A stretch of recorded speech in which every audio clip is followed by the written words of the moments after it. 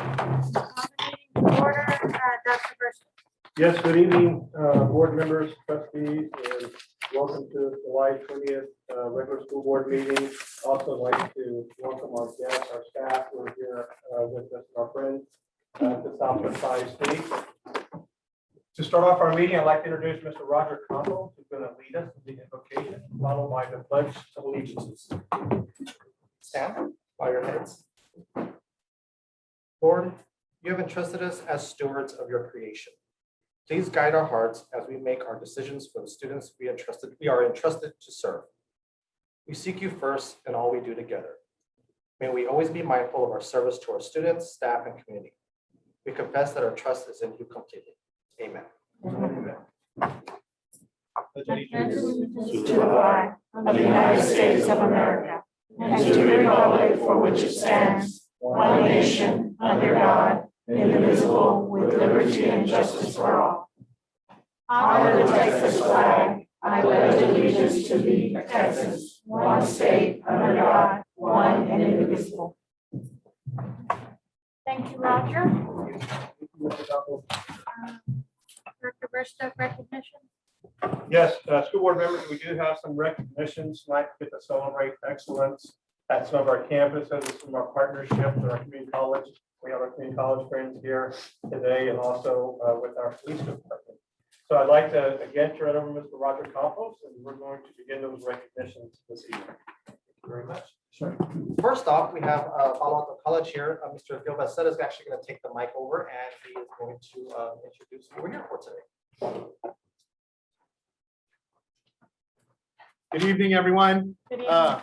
Acting Madam Chair, members of the board, Dr. Bursteft. For those of you who don't know me, my name is Gilbert Becerra. I'm the Vice President of Student Affairs over at Palo Alto College.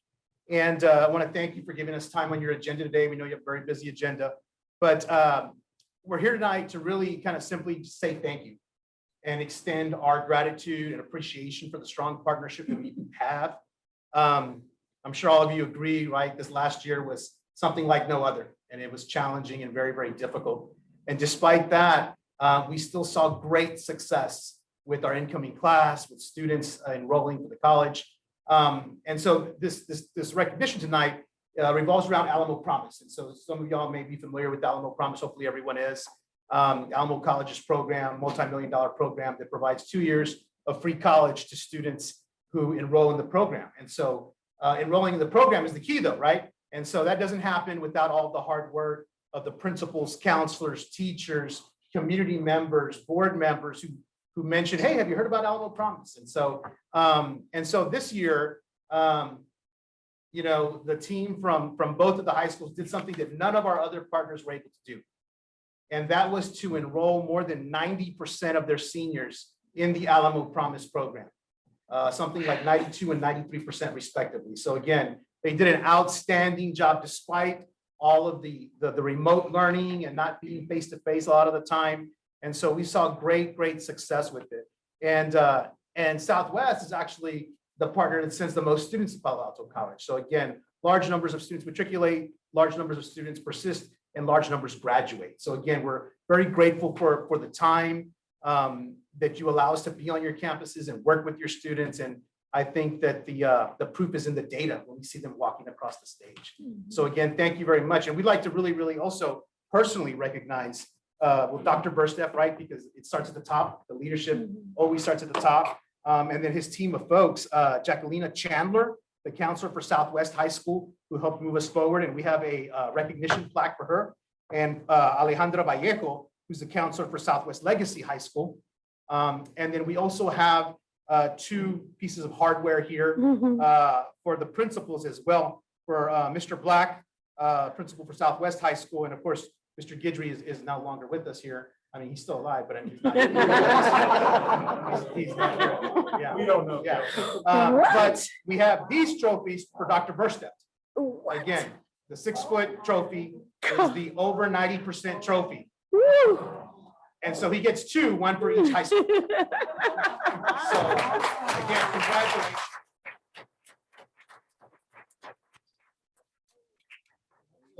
Arch in the middle. So again, thank you for the time allotted tonight. We just wanted to say thank you for helping us achieve this goal, for helping us move our community forward. We just could not do it. It would be impossible without the support from everybody in the community, the school, the teachers, the counselors. Also want to recognize two of our staff members here tonight, Carla Frausto, who leads our campus Alamo Promise area, and Alyssa Foray, who also works directly with Southwest ISD. And Isaac in the corner as well. So again, thank you to everybody for making this possible. And again, we appreciate the partnership and we hope that it lasts a very, very long time. So thank you very much. Thank you.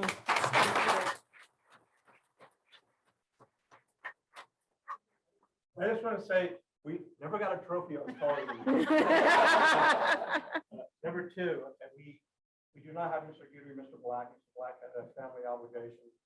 Oh, he's here. Oh, give it up for Mr. Black. Maybe Mr. Cruz come up and represent Southwest Legacy. Can we do a photo op? Of course. Yes. Of course. Definitely. All the teams. Oh, wow.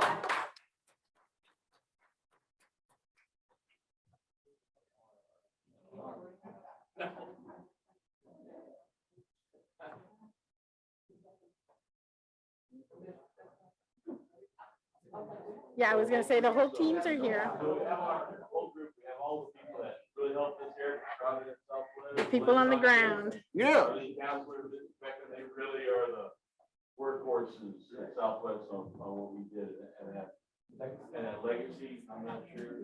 We've got Ms. Delphin, who's our interventionist, and Espinosa, Catholic College of Fight. Yeah, y'all get in the middle so people can get there. Stand in the center. Yeah. There you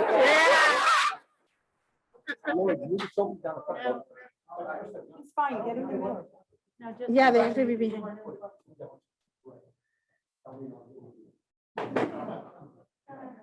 There we go. Oh, so cute. Ready? And 1, 2, 3. Yep.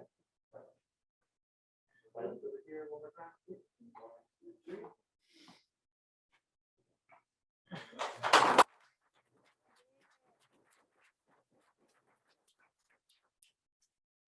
Yeah, we appreciate you guys. We appreciate our partnership with Policy College very much. And I want to echo what Mr. Black was saying. This work goes to all the counselors, both of our high schools and their administrative team and their teacher leaders. They're having the genuine conversations with our students, influencing them. And Gil is right. This opportunity is available for our students, but they have to sign up for it. And so that's the permeating message that our high school leaders are able to get across to our families and our students in partnership with Policy College. Thank you guys for taking the time, and Roger, I'll do that now. Okay. All right. Well, next up, we have some more recognitions for the Blue Ribbon Points of Light recognition for McNair Middle School, Ms. Cindy Chris.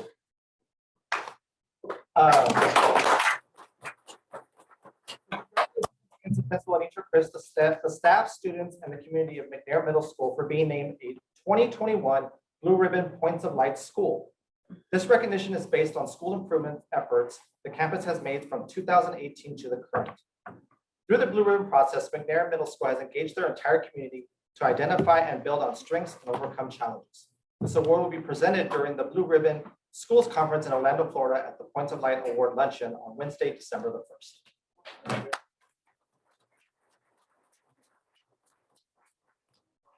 Our leadership team, if you don't mind, it's them that help do the work. We have Mr. Mintaka, assistant principal, Ms. Jones,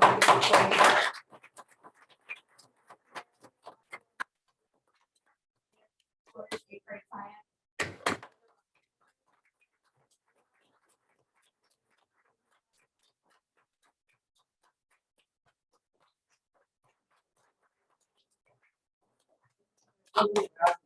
Your certificate now.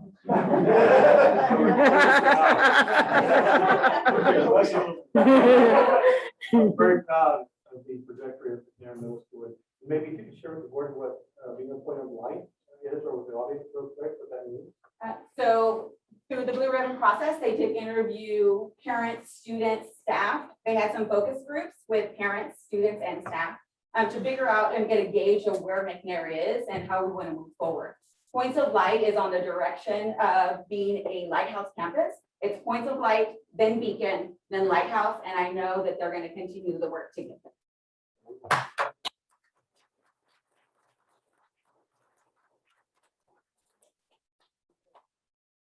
Actually, I'll put a couple on this side.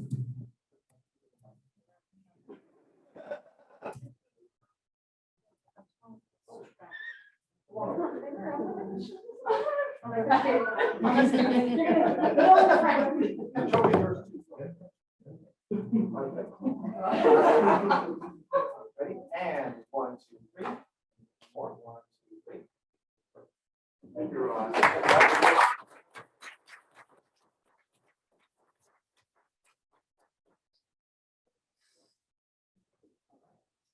Next up, we have another blue ribbon recognition for Sky Harbor Elementary. We can bring up Miss Sylvia Cunha.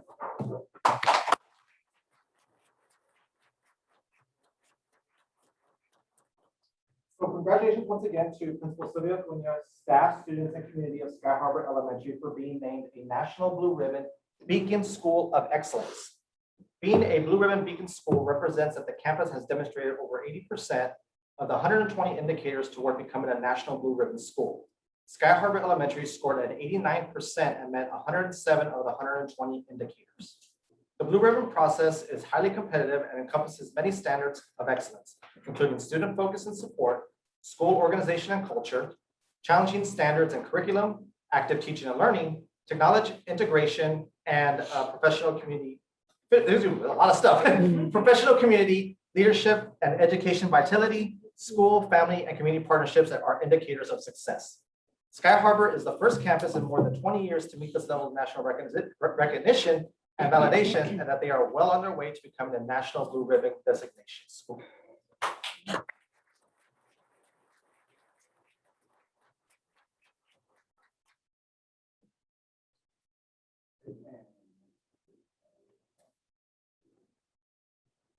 So normally, if we want to. Just that the work took place because the campus, the staff, the students, the involvement with the parents. And yes, we did go through a rigorous 2 days of analysis and met with our appraiser to see exactly where we stood. And yes, when they did mention 80% or above, I wanted to know exactly where it was.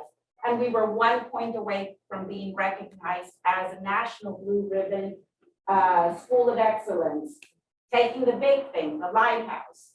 And so we're still waiting for another analysis. We may hit it before 2021 when we get recognized in Orlando, Florida. So we're hoping that with the new analysis, we'll make it to the top.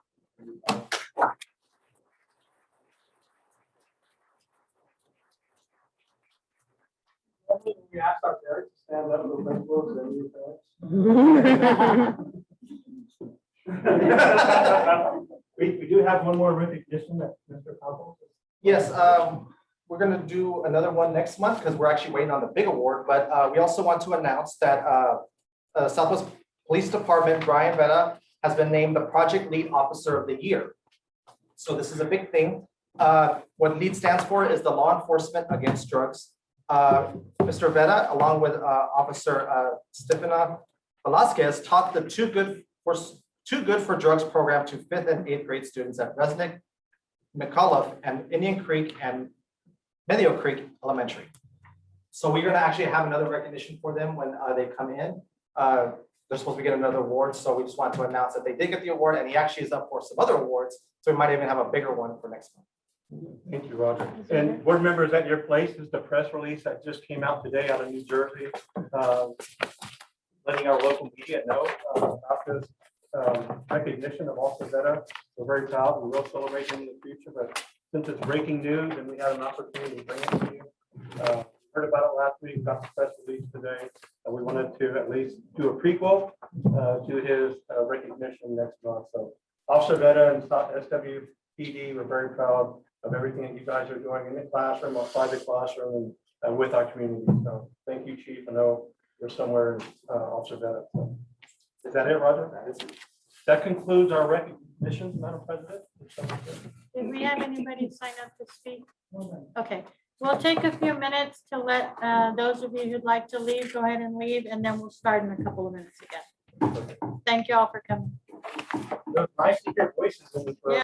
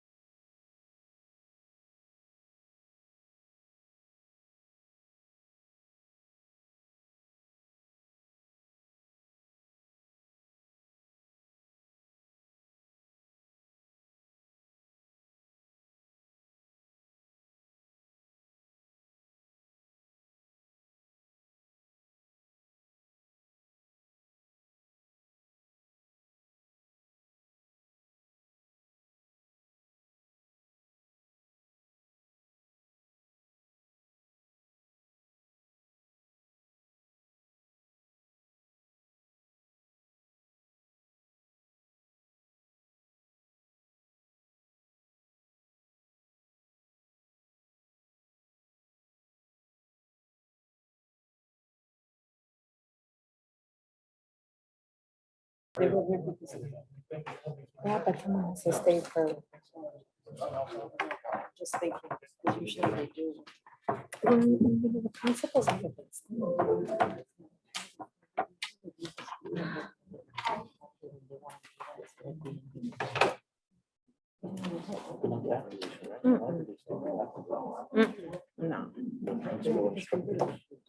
We would have known. Yeah. Well. Ready? Lloyd? Okay. Board members, item 5, the consent agenda. You've had time to go over that. Do we have any questions? I got a couple, ma'am. Okay. On the item.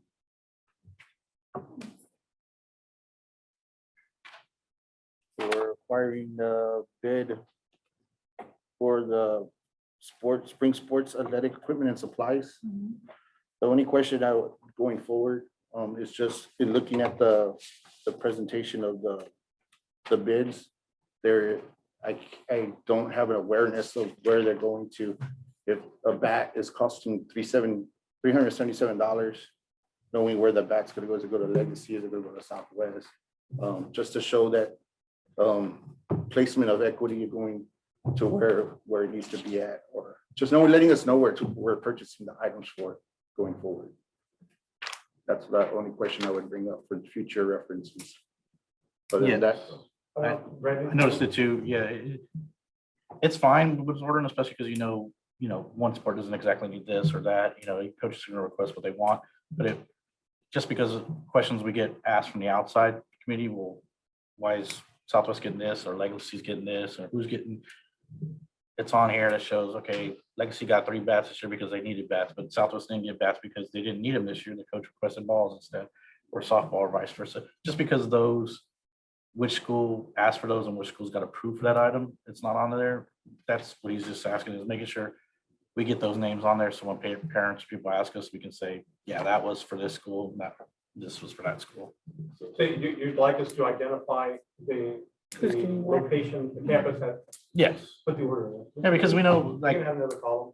Well, it's on the process. This is the this is what we put out to vendors to bid on the items that we want for the district. And then this is a menu that we send to the coaches. Most of the stuff comes from the coaches. Yes. So like coaches was, like a baseball coach at both high schools, want bats, want balls. You kind of have like a, and everybody's gonna get the same. So like, depending on what they get, when they're budgeting what they need. So the other part of this would be their actual budgets. So that would be the piece where you pull up, okay, what did they buy?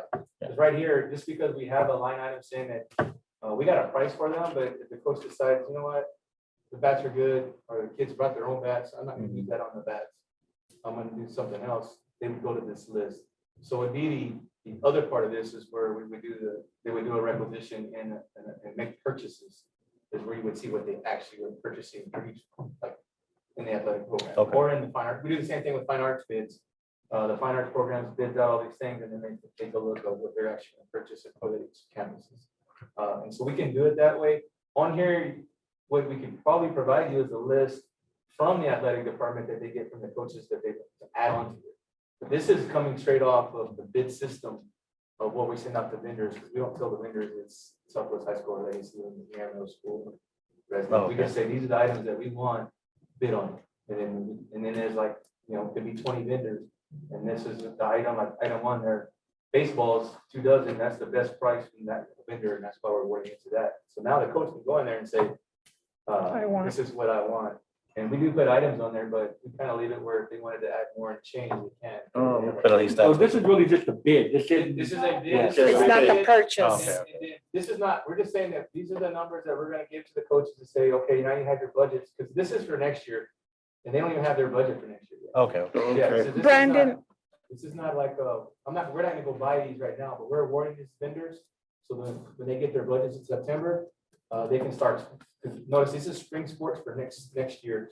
And then And once they they have get a- their budgets, they can start buying in the fall to get ready for They the have a season. pricing guideline to go Correct. by This with is- what they this- need. this is Okay, their okay, okay. menu for Okay. Is there a month where most of the purchases are made by? Would you say like October, Oh, yeah. November? And you see, we do, this is probably our 5th athletic bid that happened. So we've approved some, and we have a football bid, we have a spring sports Yeah. bid, we have a middle school, we have an actual medical trainer bid. And so it's just different times of the year where the Yeah. coaches, they get their budgets. So like football and volleyball and the fall sports are using their budgets to buy stuff to get ready for this season. So we have to do that bid earlier. Yeah. Right. So when they get their budgets, they can purchase. This one's going into the school year, and we'll secure all these prices all the way into next year, next spring. But they'll start, when they get their budget in September, they may want to wait, or they may buy it, because if you get a new bat, you may not want to buy it in September, you may wait until December. Right. But once they get their budgets, Brandon, I we give no them longer, budget September 1. we no longer approve what they buy though, right? After No. the budgets is. No, this is This is assuming that we're telling you that we're going to probably spend, I didn't see the total, but this is what all the spring sports. Just to let the vendors bid on. Yeah, Mhm. correct. So based on what I think I hear is you'd like more information from the purchases that happened in 2021 about. Who got what? where. I think that would be Just- helpful to you. Yeah, just to relieve some of those questions. I know that, well, I know, but now that I understand that Yeah. it's actually just a bid for those to keep those set prices, so prices don't, they can judge their budget off of, okay, I know this is gonna be the price, and they're not having to go out and figure that out. It's already set in This is stone. exactly what it is. Most of our bids that we do are gonna be just getting pricing and like a menu for them, so they don't have to go and chase prices. So Yeah. we've already done Okay. it for them. They give us what they want, and we do all the work and put the system. We have a bid system and let vendors come in. And now they have it, and they get their budget in September, they can purchase it all year long. And so their budgets are- Brandon, would it be cumbersome to put that list together? Do you just have to press a button in order to get, say, for example, purchase list in November and then one again in April, just so that it's more current? So there's 2 ways to do it. I can show you their budgets and show you what they spent at each vendor. Now, if we want to drill down to how many baseballs. and That's splash- too hard, right? I mean, No. we can do it, but if it's. A lot of that's hours. Pulling on all the requisitions and really getting the lines on those, and so. Yeah, that's a I little don't bit know. more work. I'm not saying it can't happen, but there is we have it where we can pull by vendor, by budget code, by school, and have that information. Yeah, gentlemen, would you just be more interested in like big ticket items maybe instead of all the minutia? It's more of just like knowing that, say, because you sent me the item of the budget being 409 for Legacy and 410, which is 100,000, 410,000 for versus another, it's only 1,000 separating those two budgets. It's just legitimately just breaking down the budget to see where, if it's, I know it's like close in, like $1,000 is not like major, but it's just spending the items, like say at softball and softball, both softball teams are getting a lot at the same, Equity. pretty much the same amount of equipment and stuff like that, So- versus minus And one the way it's person. set up is the Coach Wagner sets it up, like each program gets with the funding, like pretty, I mean, it's. Pretty dollar to equitable. dollar. And then, depending on the coach and what they do in there, 'cause there's other factors that play into this. We have to pay for refs out of budgets, we have to pay for travel, so coach wants to do an extra trip to another place or they're in their schedule. They may not be able to buy as many bats. Mm, They have to make decisions for their program.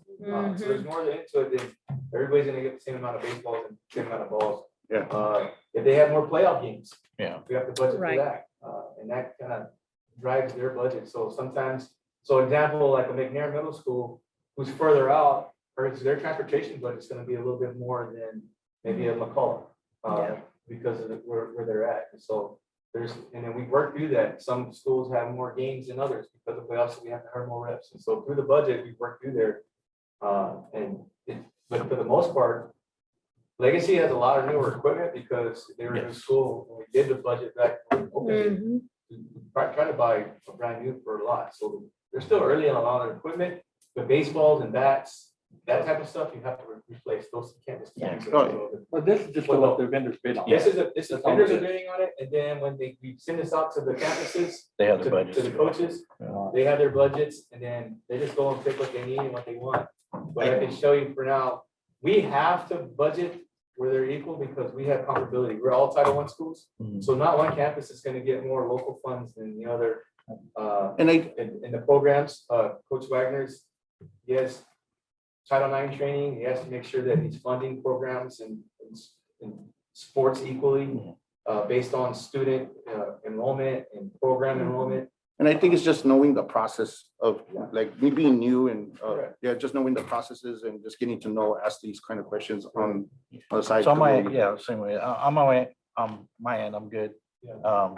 It was just the way it came out. I didn't know that was just, Yeah. I didn't know it was just a bid. I thought it was actually listing. I was like, oh, if you're actually gonna list this, then Oh, you know. yeah, But if I see what you're it's, saying. but if it's just a bid and then those coaches have their budget to go off with, then that's fine. That's, Because we gather them all, put them all in one so that the vendors can go in and bid, and we have multiple vendors. one Yeah. vendor.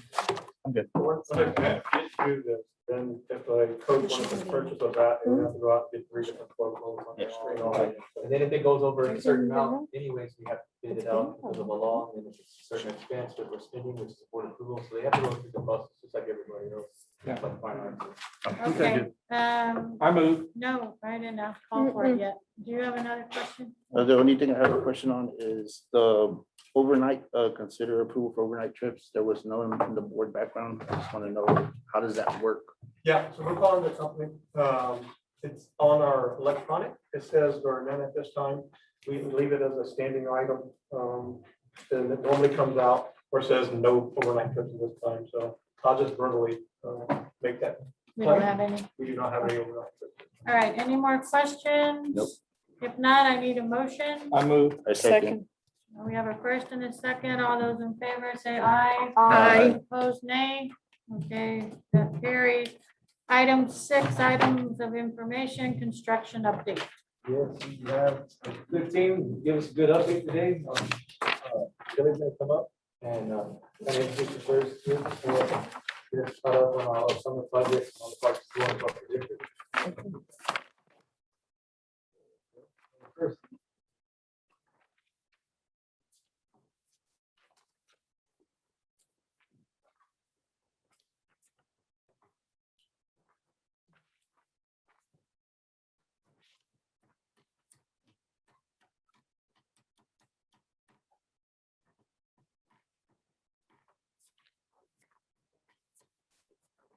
Our first project for presentation is Southwest Phase 3 renovation.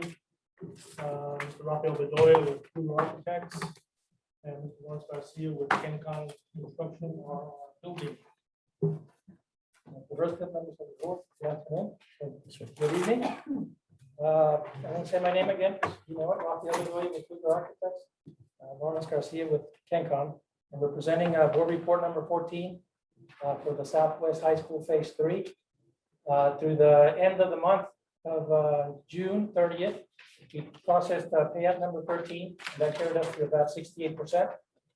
Through the end of July, and then projected through August, which is the next two pay applications, we're gonna get closer to the 85, 90%, which is gonna get us closer to the end. Okay?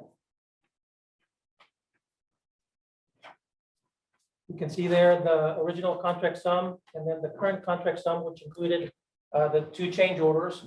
And these are change orders that you've approved in the last board meetings.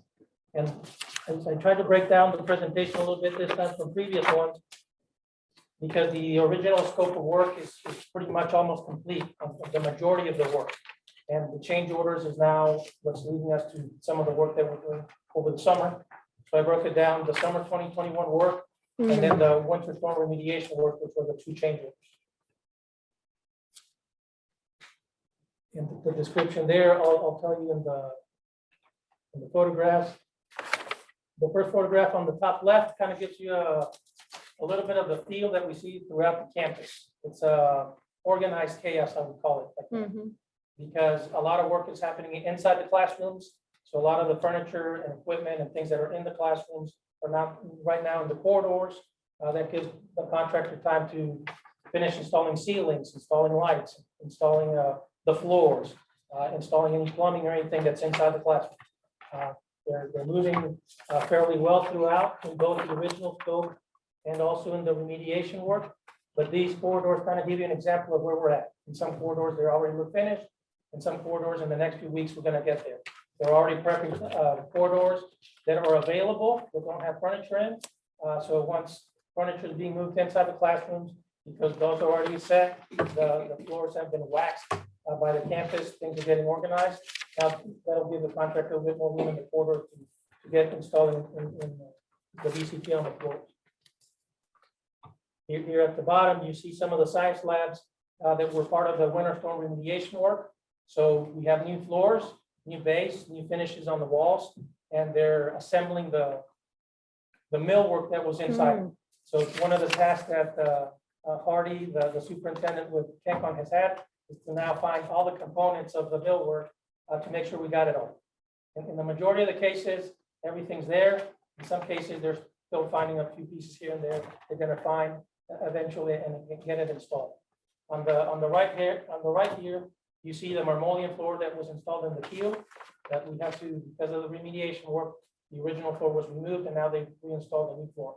So it's basically coming back to the same type of form that we had before, but instead of it being before a sheet, now it's tiles. So it's going to be easier to replace if anything happens. So here you see the composite. The composite first floor plan. It kind of gives you in the light gray, you see the areas that we've already completed. That was the original scope of work. And you see there in green, that's the remediation work that we're doing over the summer. And a lot of it has already been started. It's in process and it should be done by the end of August. I'm sorry, by the early August, because teachers are coming back and then students are coming back also. So we should have most everything done by the time they come back. The only area here that might be extended a little bit further is that cyan color at the right, which is the choir rooms. We made some modifications there based on some existing conditions that we found, and we're going to make some adjustments, but that'll be probably a little bit after the kids are back. What are the little blue ones? That was the choir room, the choir hall. That was what? That kind of the. I call it cyan, but it's the light. Oh, the restrooms? No, he's talking about the. one No, with there's the a blue bunch of line. little blue, like little striped rooms one. that are in blue. Bottom left. Oh, your restrooms, I think. Oh, no, down there. Here, Oh, and restrooms, maybe. these are the ROTC areas that we completed previously. Yeah. So the only things that are active right now on the first floor is the green, the remediation work. This little red area, the restrooms and the admin that are being finished out right now. Mhm. The tile installation was happening this past Monday. And then these are the choir areas. Everything else has been completed. So the ROTC room is done. Definitely. And then on the second floor, the areas red are the active areas that we have right now, which these are the art classrooms. They've been installing ceilings, light fixtures, and they should be doing DCT flooring here in the next few weeks. This is the library work that they're finishing up there with some AC units. And I'll pass it along for Lawrence, so he can not just join me, but he can say something here. And he can give you a little report on the AC units. Yeah, so a large portion of this project was the HVAC renovation. That was 33 units. Currently, all of them are on the roof. We have 6 remaining to be connected. We anticipate being done with those in the next 2 weeks. Perfect. And then this little color here, that's the homework area that we started a little bit after because of some additional work that was given to CanCon. They had to do some abatement work that's already been completed. They're already installing the framing inside there and starting the work there. But that also will probably be finished a little bit after school. Great. Questions on that project? Mm-mm. Thanks for doing easy work. Thank you. We're safe to plan a really big event on this in that building, correct? Yeah. Yes, sir. The building and hospital confirmed it.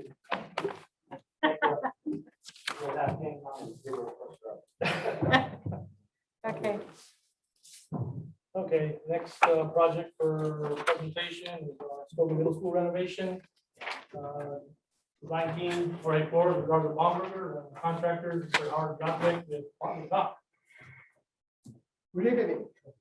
Well, we are here to inform that we are doing the last piece of the cake.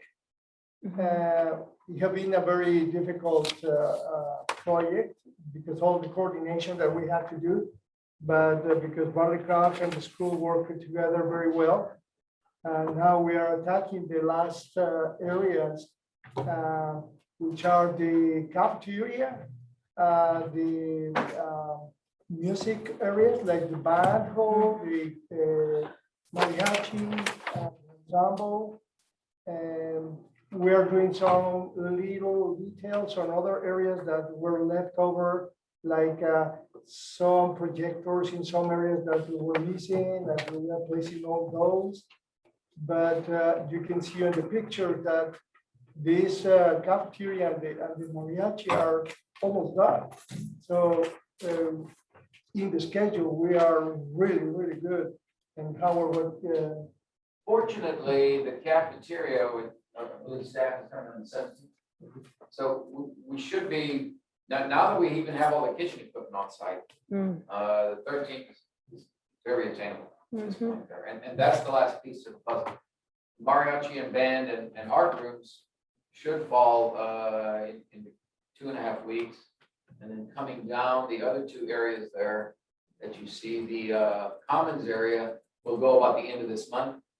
And in the competition gyms, what you don't see in there are the scoreboards. And those are due August 2nd, August 3rd. And so as quick as those go in, then they could actually go in there and practice earlier than that. We'll do our final meeting this week and get our inspections and stuff. Wonderful. Yeah, okay. and with the budget, we are, please hold us informed.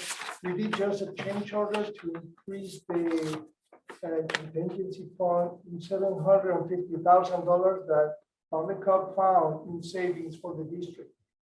And probably there are going to be more coming to that. So the district will be very happy with that kind of money.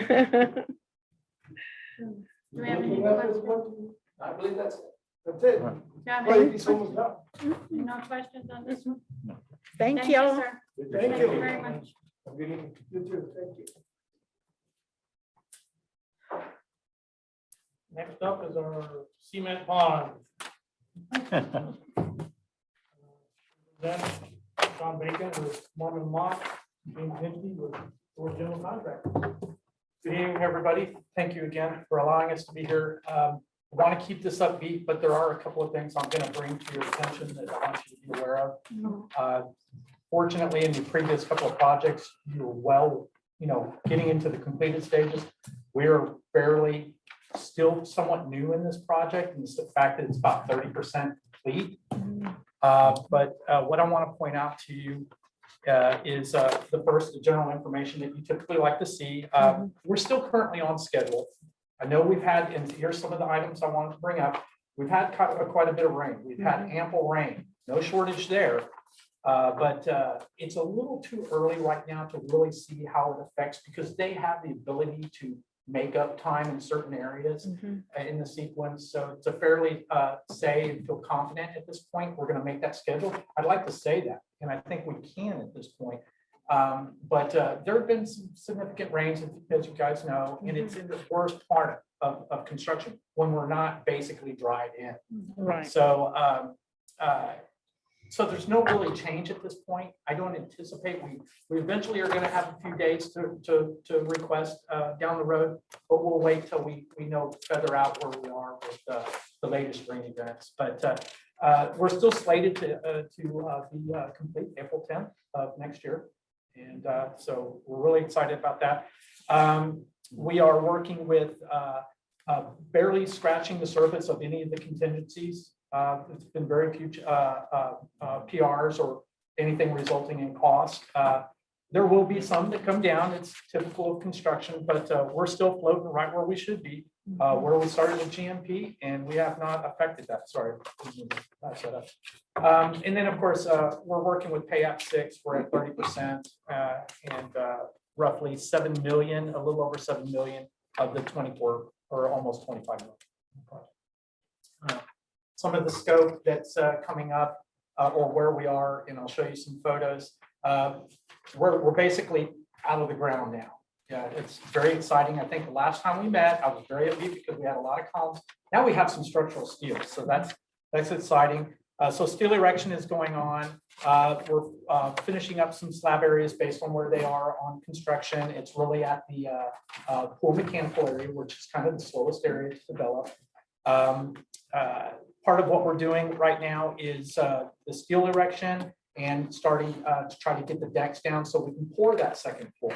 So that's kind of where we're at there. And I'll show you a few photos.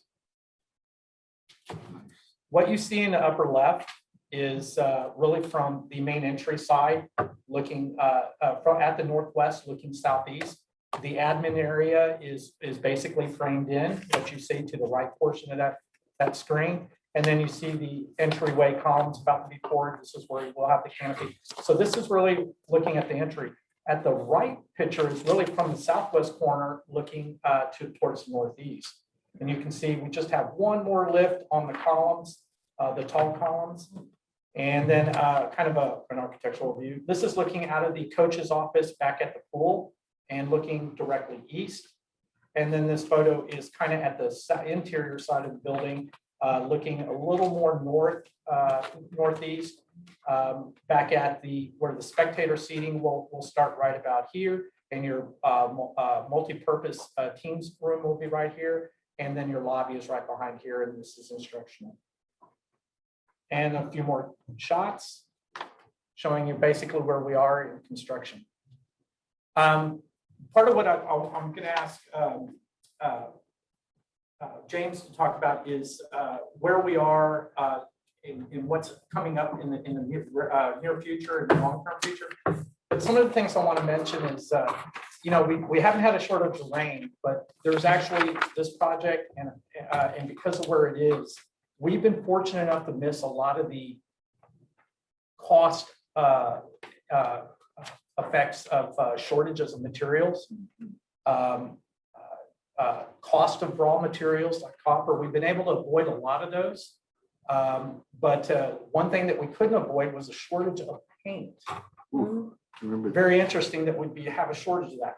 One of the most important paint components is the high performance coating on the structural steel in the natatorium, where we need to protect that system. There's a three-part system, or I shouldn't say three-coat. And the primer system is not what's in shortage, but that's what we need to get down. That and the first coat of the top coat. There were two top coats.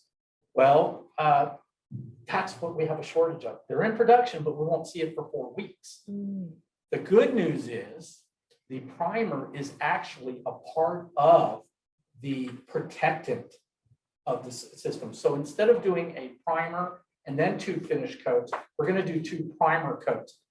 I talked to I got schooled a little by our Sherwin-Williams rep and their chemistry folks up there. And that primer system, I was panicked. I was worried that that primer is just an adhesive for your finish coat, which is the protectant.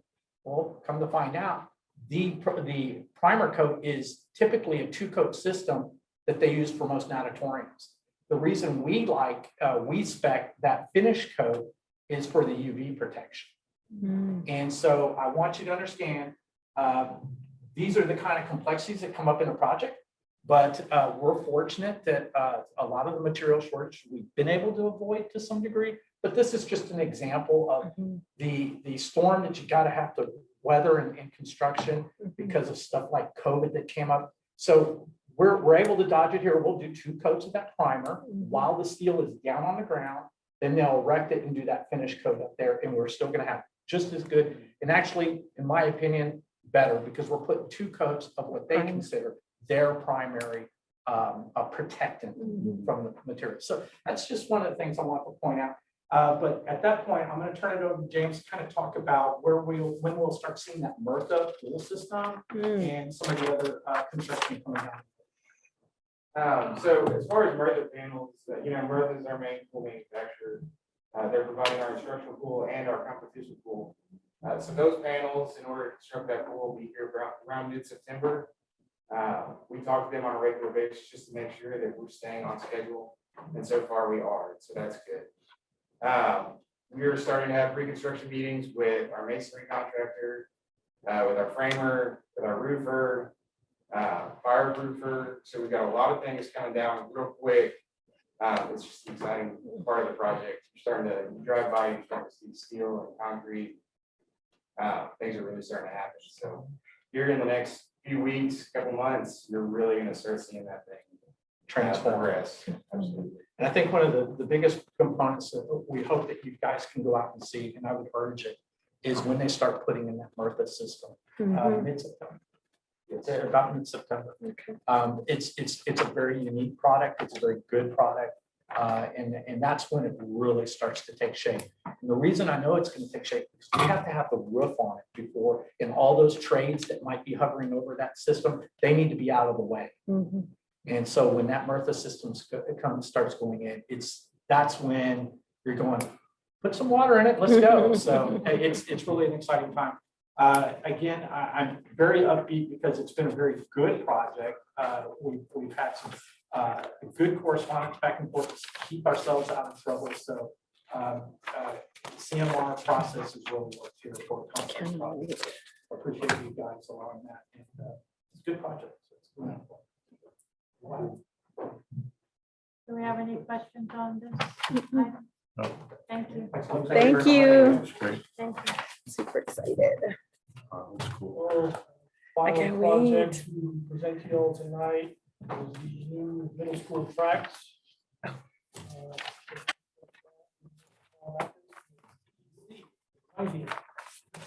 On that, this is easy. How are y'all doing? Yes, sir. Good, thank you.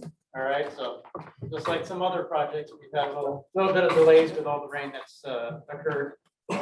So go to the next slide here. So we'll start with McCullough. Nothing's been affected there because they haven't really started doing any work out there other than the material that was stockpiled on the north side of the school. We have all the permits in place for that. And there's also a gas main that's going to be installed that kind of loops back around 410 through the natatorium site and then through part of the track site. Luckily, the tie-in location is outside the track, so that shouldn't affect anything with the track because the track should be done by the time they go in with the gas main. And so we're looking at still December 2021 timeline. We're working with Joris because there's a slight shift with some permit delays on some other schools and also the rain delays. So they're looking at using, the same earthwork contractor, but they're having to look to see if they can bring on a second crew so that they can finish out Resnick at the same time that they're starting the earthwork on McCullough. So push that timeline back into like the December timeframe. Because the last schedule had it around January of 2022. So looking at trying to push that back into this year.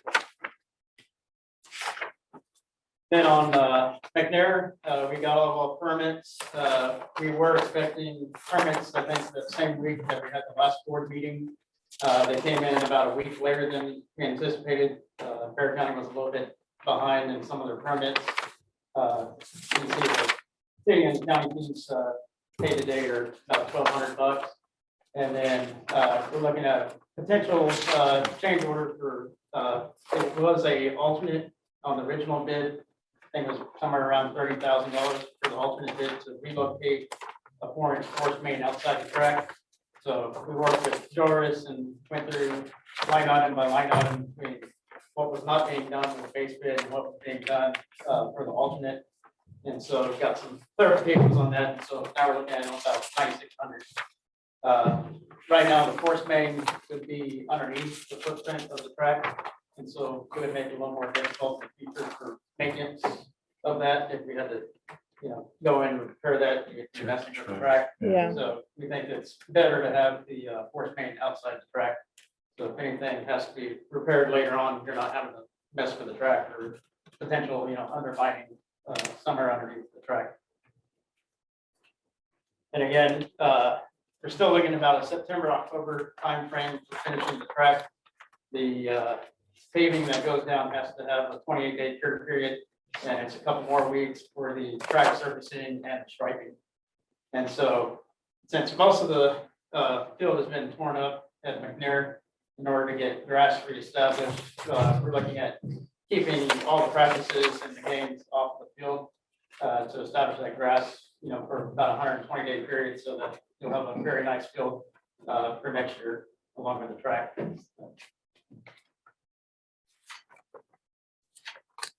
There's a few photos, so you can tell it's a little bit muddy out there on the first picture on the left, but some of that's the force main work, because there's also a 1.25-inch line that goes across the field that we're lowering to get outside of the track. So there's only a couple of small crossings.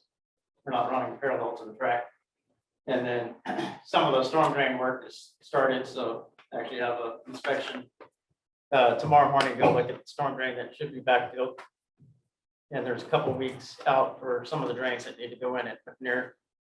I have a question about Yes. that. How is that going to affect their football practices and stuff? They'll be able to practice off the side, but they will have to play their games here at the complex. Okay, so And they'll they've be already playing worked out with Coach Wagner. That will happen at McNair and Red. and Resnick? Yeah, Okay. 'cause Resnick can walk across the street and play at Legacy. Well, it won't be for the whole season, or it will be? It will be for the whole It will be season. for the whole Yeah, season. because we had to move the field over, so they messed up all the sides, but they're putting brand new sod down. So there's plenty of room to practice. Is it a real field to practice, like marked and I everything? think they don't even. It will be market. There's a practice field and game. Okay, It'll be just on the practice field. So Okay. The only difference between the two is originally it was seated, not soft. okay, It's a full-size football field, broken striping. okay, thank you. And Scobie and McNair, the tracks don't go over the play field. So they Oh, okay. choose- I mean, the color. McCullough. Yes. McCullough and Scobie won't be affected. The tracks not. over the play field. Then on Scobie, we're about a week and a half later than we expected to get the permits. Again, Bear County's real behind in their permitting, and they're struggling to try to keep up. And we're also working on the Saul's general construction permit with Saul's. We've addressed all their questions, and they're just holding out on review of the easement with their legal department over there. And so we're expecting to get that GCP late July or early August. Shouldn't affect the timeline of construction, because there's still about 2 or 3 weeks of earthwork that needs to be done, because there's a lot of field that needs to go on the north and west sides of the field. Keep in mind, this was also planned because Farland Cobb is currently on the site where the track will be. Right. So the schedule called it for end of August for that work to begin once Farland Cobb was moved out of back. And to date, they have done all the clearing for where the new track and drainage channel needs to go on the north and west sides. They're gonna start filling. They've actually started to transport material from Resnick to use as fill at Scobie. So that's another little coordination piece between the different schools, moving dirt around between the different ones. And again, looking for November 2021 completion of that project. And like Rafael said, there's some, coordination efforts that needed to occur. The rain made the site, a little too muddy to get trucks in and out once we did get the area cleared. And then there's also, 3 portables that they're working around. There's only one guy in town that moves them, so it added a little bit of complexity, but we didn't want to interrupt any of the work that was being done before the clock as well. Kind of share that same space, work where we can around their laydown area. And there's a few photos of the back area of the existing channel where the trees and brush have been removed. So basically, the top left picture right down the middle of the picture is about where the track would be on that northwest side. Do we still use that portable in the picture? We're moving it out. We're moving them over here. 'Cause, they used it during the renovation project. We had 3 of them over there. So that's I think we got 2 out. We'll get 1 more out. In the middle next week, we'll have it out. Where are we putting them? We're putting them over here behind between CAST and DAP. We're gonna use them? We have to paint it. Mm-hmm. Pretty bad. First when the skirting is not on, they weren't taking the skirting. Yeah. We'll re-skirt them. The second one was moved today. So We're hurting for spaces here, so we're gonna use them. then moving on to Resnick, that's the first one they started construction on. Just put a little synopsis there about, about $3,500 in permits for that project. We're looking at a potential change order to do reconstruction of the field. It'll be new topsoil and new sod. And the price we got from George is about $69,000. There's some areas of the field that were rutted from previous planning. There's some areas, I think some of the irrigation heads weren't working, so some of the grass had died off, and there's some areas that were bare spots. And so we're looking at, doing a betterment project to establish new topsoil and sod in there along with the new track. We also had a lot of, that was the plans that The bleachers. Leisure got online across. But all this expenses that are coming up, they're within the contingency. So we'll tally those up, keep track of that, and as of right now, we're still good in terms of contingency. So everything that's coming up, it's still in the project. Okay. And again, on Resnick, we're looking at probably a track completion date of October, November timeframe. Any questions? Yep, just Westlake. So that's just some of the work out at Resnick. So most of the storm drainage is in and the trench drains that go around the interior of the track. They've been working on excavation for the track. And they'll give them a notice to go ahead on that. So next step will be start to prepare the subgrade, start doing the paving operations after that. Yeah, any questions? Board member? No. No, thank you. Appreciate it. Lastly, one of the items we've been keeping track of all the leftover contingencies, and fortunately for the district, we're looking at just a little over 2 million leftover in combination of all the projects that are gonna help some of the projects that have come over bid, but we're very happy with the fact that both Scobie Southwest High School and the HVAC projects are coming back. Good. Thank Good job. Okay. Thank you, Judge. Is that it for construction? Okay. We have our monthly tax report. Yes, ma'am. We're right at 96%, which is kind of where we were on track last year. Our goal is to get to 99.5. So we got just about 2 more months to get there. So it's going on. Okay. The monthly finance report, monthly investment report, you can get with Brandon if you have any questions on those 2 things. Report on gifts and bequests. Anybody get any gifts or bequests? No. Review purchase over 50,000. Any questions there? No. Calendar of events. Do you want to talk about anything on that, or no, we're good? We have one more thing, some important dates. We have to do Okay, that. we'll do that then. Okay. Budget and compensation update. Yes, ma'am, that's me. I'll kind of go through the budget part, kind of give you the update where I've been working on this summer. In my team.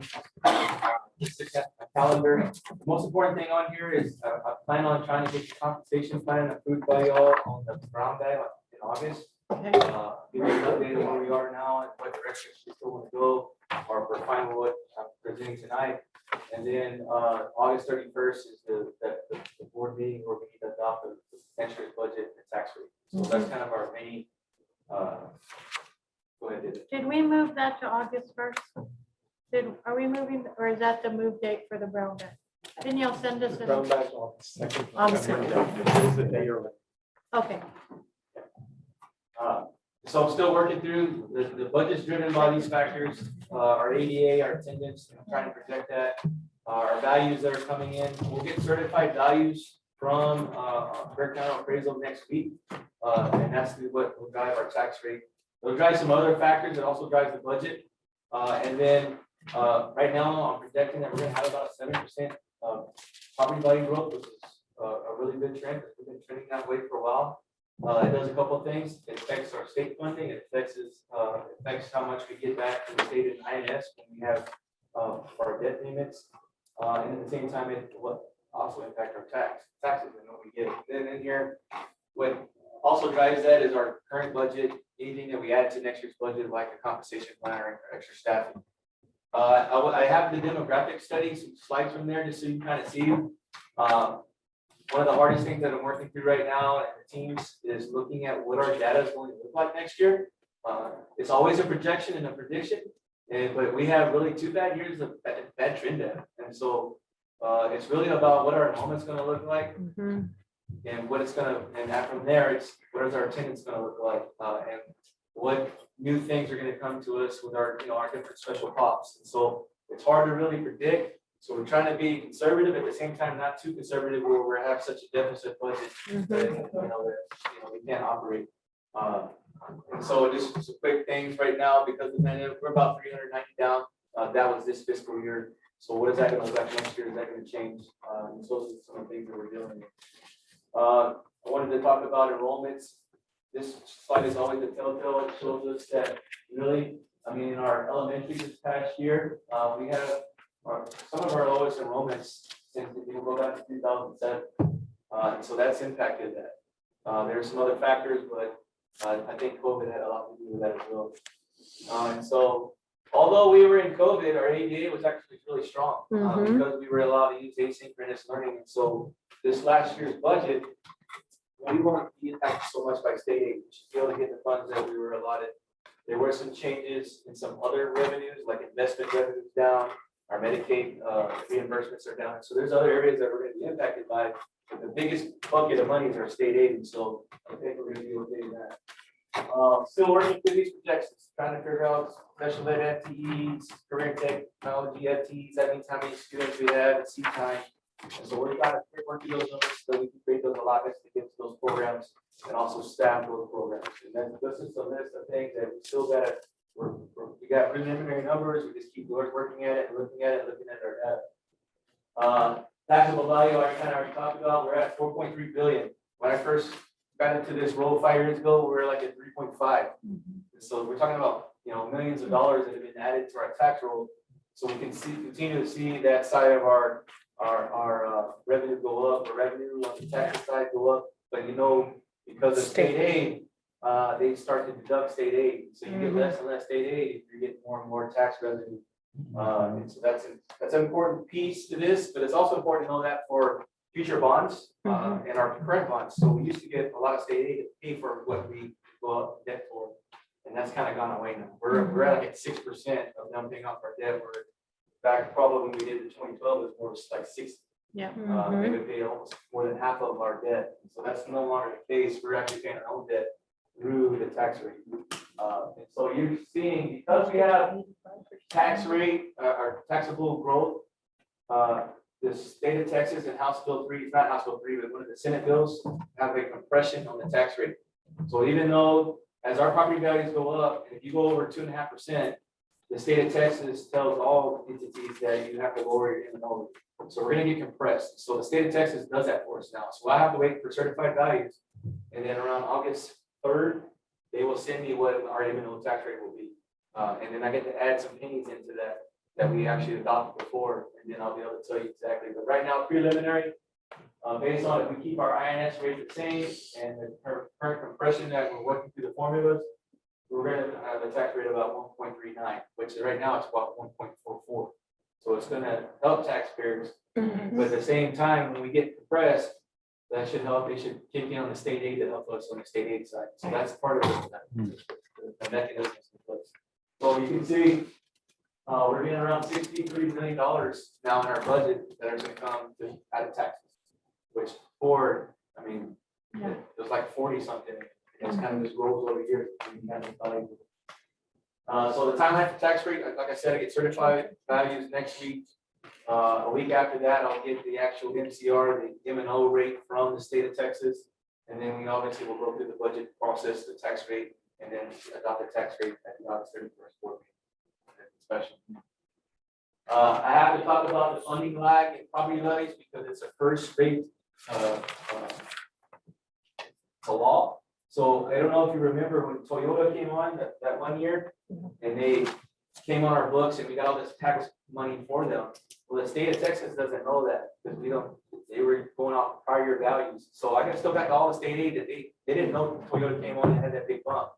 Well, they passed a law because that helped us, but districts that lost value and they lost funds because the oil really was the oil districts, these small towns that were rich and then the oil companies left and they lost all this value. Well, the state aid wasn't adjusting for them because the state was using prior year values. And so we have to, just so districts know, and we have to report to our board that we are now on current year values. That's why I need to know what the value is come next week. And that was what we're using our formulas to actually work through our state aid and our tax rate. Previous, before House Bill 3 and the Senate bill that changed all that, we were getting prior year value. So any new value, I was getting extra revenue, remember, on the taxes side until they found out about it next year. And so that's gone away. So tax rate, this is a little history of our tax rate. We're in back in 2016, 2017, we're $1.47. It's gone across, it's kind of stayed stable. We've done that. Our INS has stayed stable because we have really roughly a $20 million debt payment every year. So we haven't really been able to adjust that. And we were able to keep that also with doing our bond program. So that was good. But you can see the M&O rate from $1.17. And then when all the legislation came out, the 86 legislation, they compressed this here. So we went to $1.03 because our value is still even go down up to $1. And so we're going to be under $1 on the M&O side this next year. So that being said, where I'm tracking right now in revenue is we're going to, on the M&O side, about $43 million. On the state aid side, about $87 million. Other revenues include federal funds that we get for Medicaid, everything that we also get the money for. There's a whole bunch of different programs, but it's about a $4 million pot, which is investments, it's prior year taxes that people didn't pay, they're delinquent. So there's a group of funds there that we have. That actually has gone down because of investments have gone on a lot. There's just nothing out there to invest in right now. And then this TRS on behalf, that's a flow through from the state. This is a portion of the salary that we have to pay that we pay through to the state.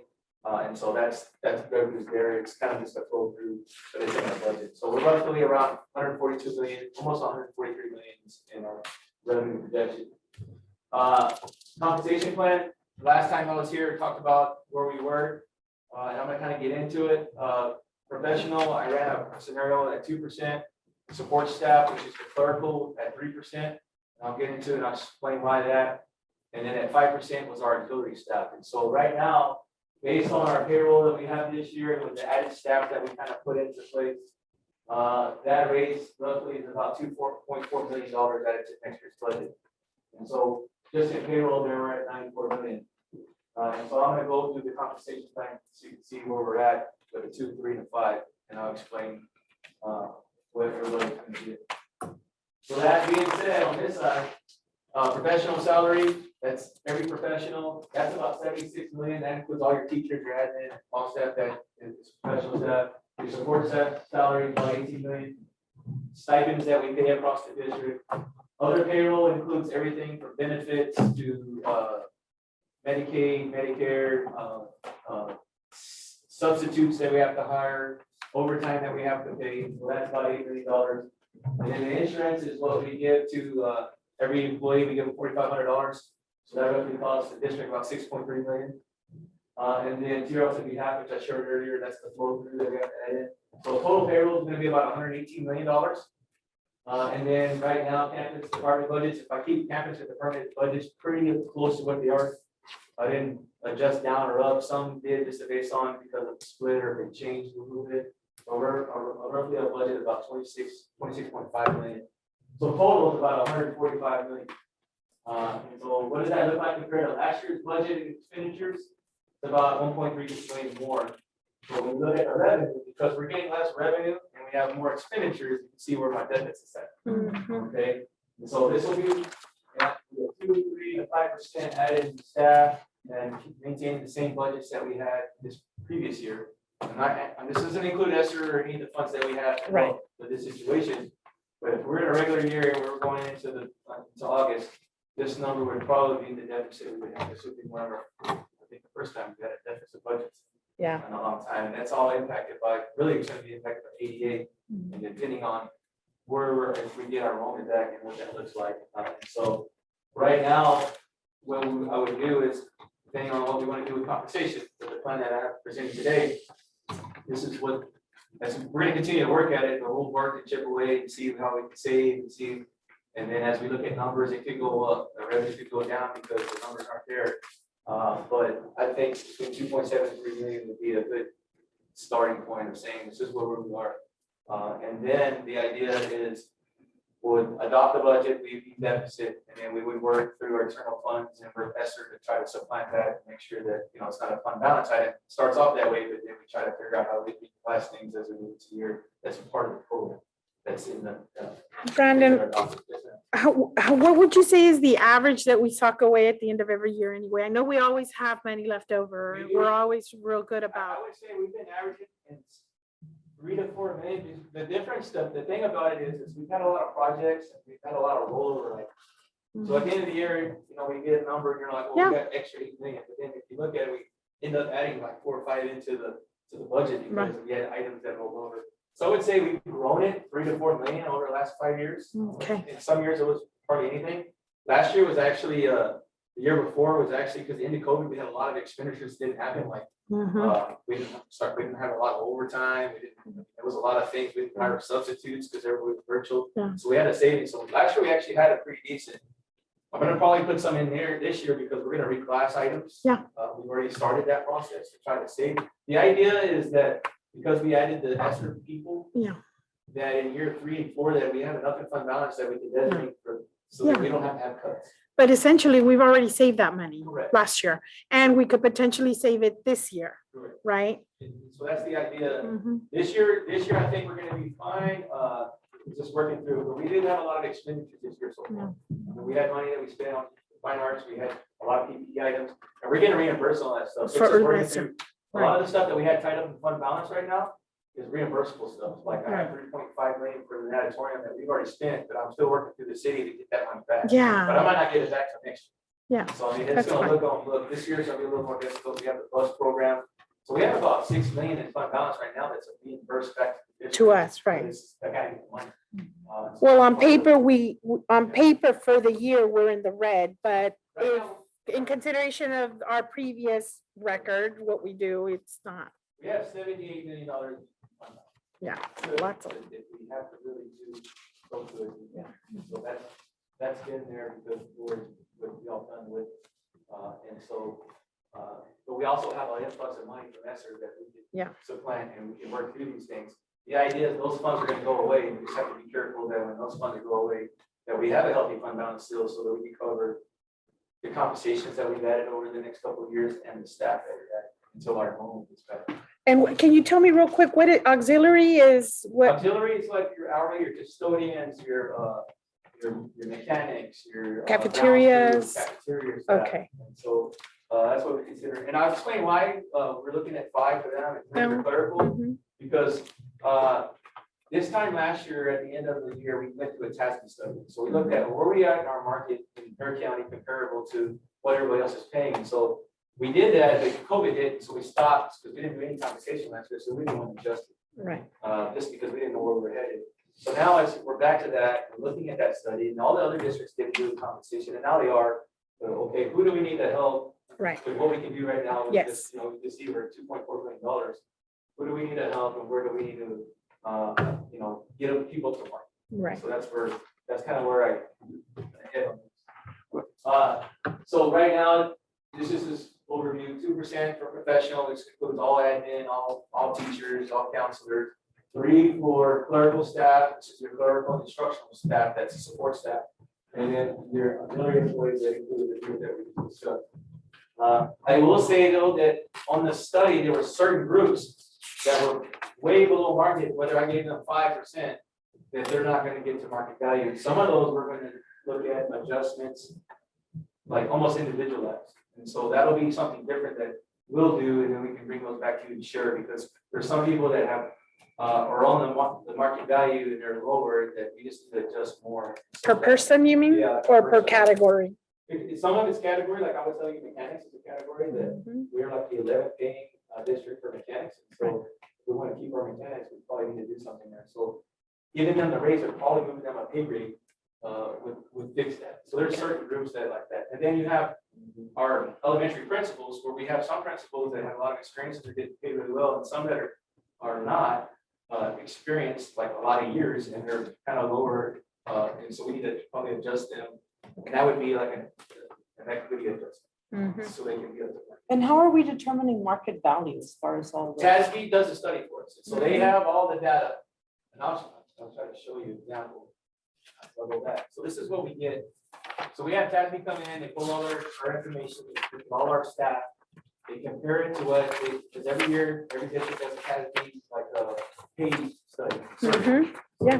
Put the data out there, and so we try to show, so this is your clerical and technical, and this is why I was talking about giving the raise. They told us where we're at on market value. So anything within 10%, TASB saying you would be good. It's not great, but you're within 10%, so most likely that if they're within 10% of market value, either side, they're probably going to stay and not go looking for, this is they're strong, they're going to leave. But if it's about pay, they're going to be okay. It's hard for them. But if you're below that, you probably need to look at it. So this is kind of like a different groups in our system, and you can see kind of where they are on market value. Yeah. And so everybody above the line is above market value. So you can see where the clerical staff, where we don't have a real need to like jump out there and pay, 5 or 7%. But also no cost of living is going up, so we need to do something. That's why I kind of settle for like 3%. And next year we can revisit it again, and if we feel like the market's changed, then we need to add more to it. And so that's kind of where, that was just a sample, and I'll go back to that. I want to go back to the features. So the teachers is a little bit different, and I'm going to be transparent. And I know Dr. B, we've always kind of hung our hat on being the top paying first year teacher, as we bring in, so we're the top, we're like 1 or 2, 3. But what we're finding out, and as I've been through it, first through 4, we're very competitive. But our counterparts around us have really got aggressive. Like your Vita Valleys, your Hardendales, Northside's always been competitive. And so where we're really lacking is year 5 through 25. So we're behind in year 5 and 25. So for the most part, we have groups come in because we're the highest paying for first year, but we have teachers leaving us at 7, 10, 15, most experienced, because we are not being competitive. And so this first round, and I'll show you and we'll talk about it, but really to give a 2% to those first through 4, and I know I have to adjust the first 0 through 1 to make it comparison, to fix the group, but really it's giving the 1 through 4, and then over 26, we're very competitive. So when you get to 26, 27, we are like top. So but it's those years in between that we have to look at to be competitive with our neighbors. So we don't lose a 10-year experienced teacher, 14-year experienced teachers to our neighbors. And so, from 5 to 25, it's going to be a little bit more 2%. So it's more like 1,500, and we may have to look at it and run it again to be more competitive, because as I look at it more, we're still kind of not Not We're there. still, we're a lot better space, but we're still be like 1,000 behind. That being said, when you get to the scale, these items over here, are more competitive. So we have to be marketing that in our district, compared to a district next to us, they may pay a little like $500 more than what you're gonna get paid as an experienced teacher at 15 years. But we pay more for insurance. So we pay $4,500 where they only pay maybe $3,000. So that's in your check. And we pay more for master's degree stipend. A lot of teachers that we have won't leave us because their grandfather, we have the bigger one that we, kind of went away from. And then we're actually already having the budget for ESSER to pay retention stipend. So we have to kind of keep that in mind that we could add these other things on top. But I mean, scale to scale, that 5 to 25 of the years that we kind of need to look at. So and we can talk more about that, but there's an adjustment. So you'll see 0 to 4 is be around 1,200, and then 26 and over about 1,200, but that 5 to 25 is more about 50. Brandon, are you, what is the chatter at other districts? Are they looking at 2% as well? They are, the significant thing about us is the Judsons, the Cibolos, the Northeast, they're doing 2%, but they're not our neighbors. Right. The Benita Valley was very aggressive. Northside still is already ahead of ours. Yeah. Harlandale I don't know what they gave as percentage, but when I do scale to scale, they're between these years, they're above us. But they've always been above us. We just never really Did anything. First year. Right. So now we need to start really focusing in. House Bill 3 did that. This House Bill 3 came out and said, you need to pay your experienced teachers more. So more districts gave more in those groups than maybe we did. Okay. And so it even make it spread. And so we've got to just kind of look at it. Right. And be competitive and start here and then maybe next year. The idea is how much do we want to go and what do we want to possibly give up or how far do we want to go into fund balance, but then we have ESSER funds, so but we have some time to build. Right. The vast majority are two. Yeah. Okay. Same thing with counselors. Counselors a little different. Your counselors very competitive. It's not the 187. Most counselors work more than 187. They have other contracts, but we have to set it to get on the data rate. For counselors, it's about $1,200. Same thing. I put the retention up there, and the insurance that we can kind of see it.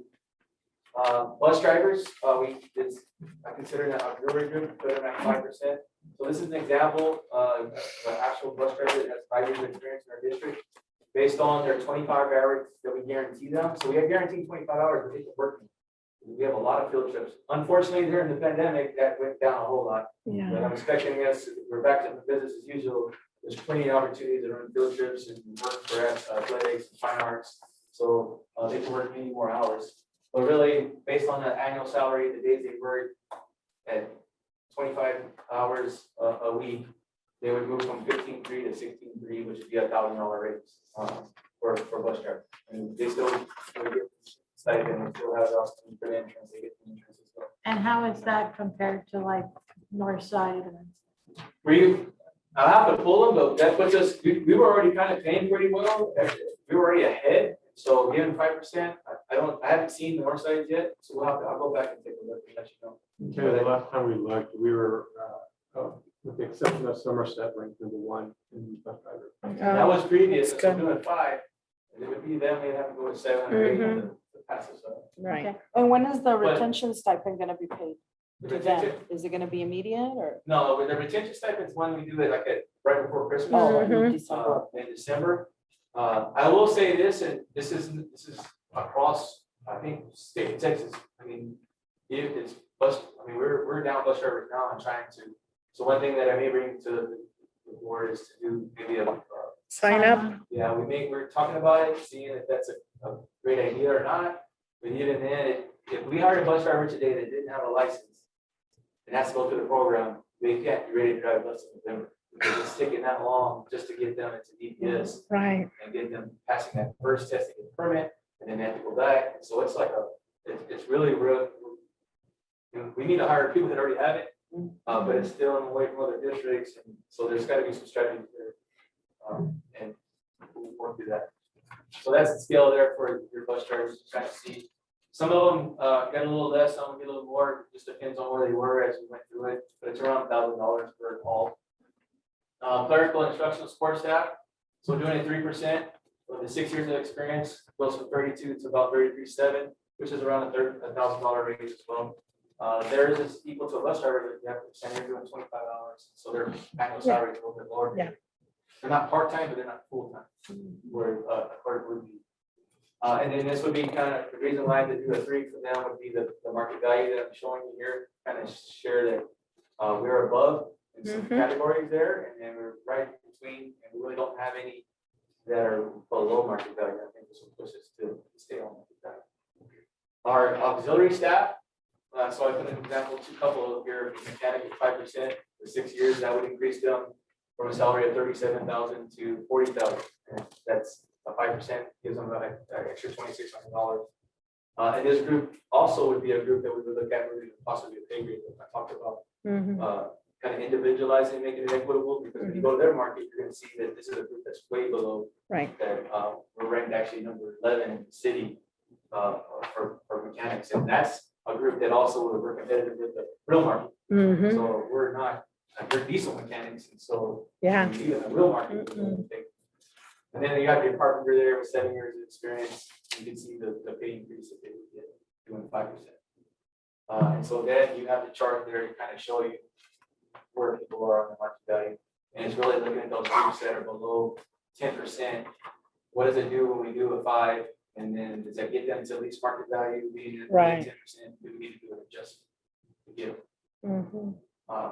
And then going to professional staff doing a 2%. 10-year experience, assistant principal would make 62,000, would make around 64,000, so it's around 1,300. There's a couple of groups in here that you can see that they're, for the most part, we have people above market value and some that are not. Can't possibly look at what we need to do there. Same thing with our principals, taking a look at, and the principal one's a little bit more. Districts vary on their calendar years. So we have our working 226 where some may not, they work maybe less, and so we have to look at that individualized. So I know that we do have some areas that we are concerned, especially our elementary principals, our assistant principals at elementary. We're gonna probably look at that and see if there needs to be an equitable adjustment for them to get them to a better market value. Because on this one, it doesn't really show the years of service, so I don't know, like, if you compare Northside, I know they don't work as many hours days as our principals do. And same thing, so these last couple are just the different professional staff that we have across the district.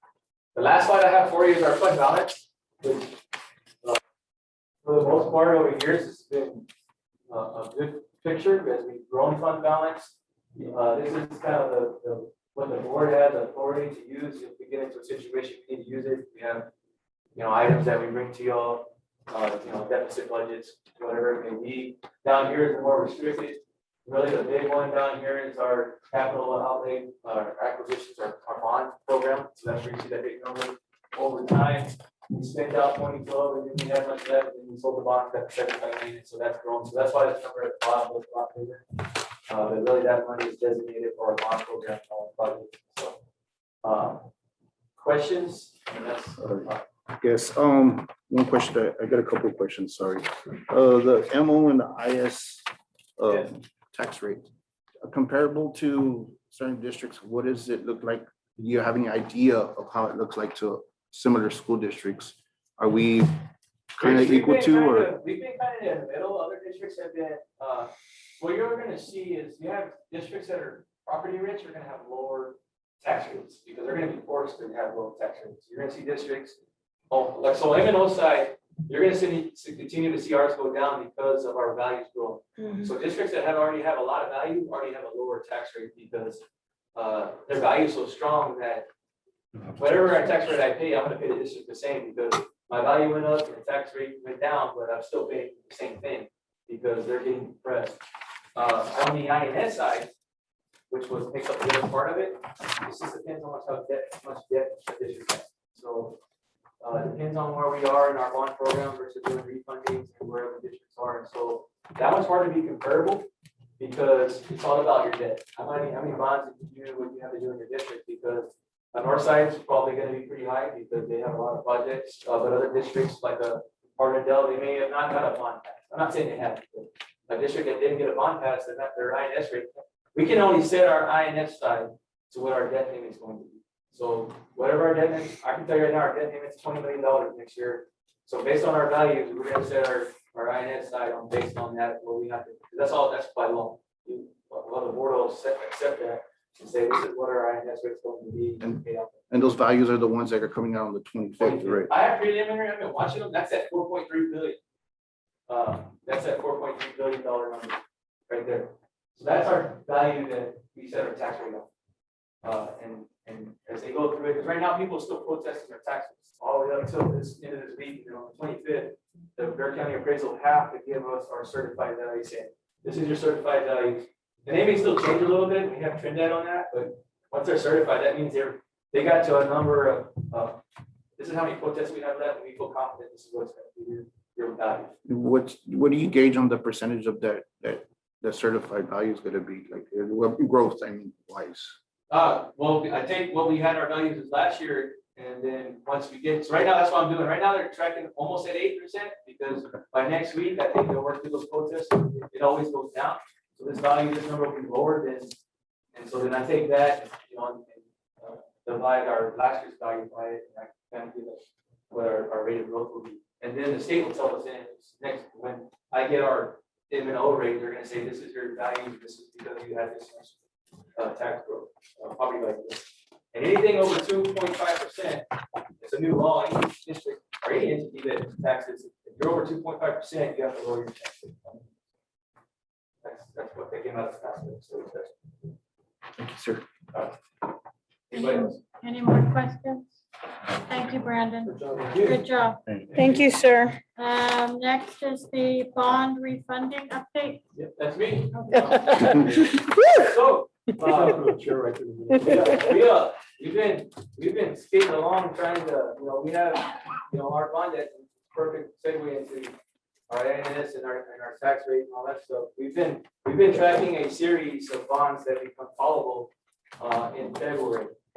In the past, we were allowed to do what we called advanced taxable, tax exempt refunds. And during the previous presidential administration's new tax laws, they got rid of those. So what that means is, as a government entity that has debt, it's like refunding your mortgage. Or so whatever you pay for your house, you go down there and you tell them the rates are better now, and I refund and do it. Well, government entities can do it tax-free. And so it's even better, and the savings are humongous if you do it tax-free. Well, they took that away, and so you have to now wait until the bonds are callable before you can do a tax-free exempt refund. Is it like refinancing? It is refinancing. It's the same Okay. thing, but you have to actually wait till the bonds are callable, which is a set time that when you do when you have your bond program, you say, this is the first year, these are callable. And then you back out, it's 90 days, but you can sell them early and then close them. And so we've been tracking this series. It's about $73 million that we have in debt. Okay. What's been out there is because the tax exempt went away, people were doing taxable. So you can still do it, but you have to do it to get taxed on it. So the savings aren't as great as if you do the tax exempt. So we've been monitoring that, and we've been waiting to see if that market value goes down, or the market plunges or goes the wrong direction, or rates go up. What is that going to look like for us? Should we jump in the market now and do a taxable refinancing? Because at the end of the day, we would still save $27 million. But waiting has been our friend. And usually in the market and investments, that stays true.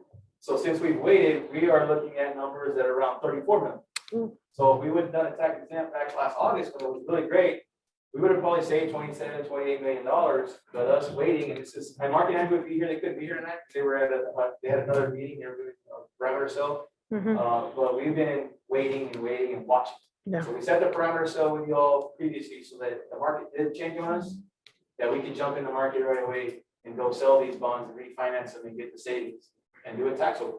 But the market stayed steady, and we still think it's going to be steady. And now we're to the point where in September, we'll be ready to move. So in September, me and Dr. Versip, along with Mark and Andrew and our syndicate that we want to bring tonight, we'll move on refinancing.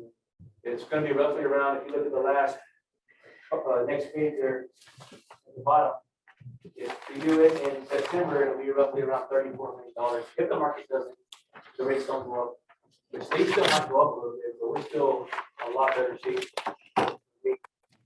September. We still can't do it now because tax exempt are not available, but come September 22nd, that's when we'll be able to do it. Last month, we did an RFQ because our underwriting pool, we've had it for years, and so we didn't put it out there, so we did an RFQ. We awarded vendors, and we have 8. The top awarded vendor, which is Raymond James, because they were the top in our projection. We feel like they should be the co-manager. They've done deals for us. They've been almost all our deals. They were co-managers previously. I don't know if you remember Dr. Kalos. He was in that team. He retired from them now, but they have still a strong team. So we want to put together a team so we can get started. That will be on the third page. Our senior manager will be Raymond James, and then our co-managers will be Frost Bank, Hilltop Securities, and RBC Capital Markets. And then we'll have another series, 2014, here coming up next year that will refund. And we like to make sure that everybody gets a chance to be on the deals. And then if 3 years from now we do a bond, that'll be another opportunity for these bankers to be on. And so everybody's very appreciative of all the aid. So underwriters know it's a long-term relationship. Right. And so if you're okay with that, I had a call set up with S&P on August 2nd after the brown bag to do our credit rating. That's where they look at all our financial information, all our financial audits, all our first ratings, and they give us a credit rating. We've always had a really great credit rating, and we've been able to go into the market and do really well. And so there's nothing on there. One thing that they do look at is enrollment, ADA, but I think hopefully with COVID, they're going to give us a pass because I know there's other districts that have a lot less, have been hit a lot harder by COVID and enrollment that still have good credit ratings and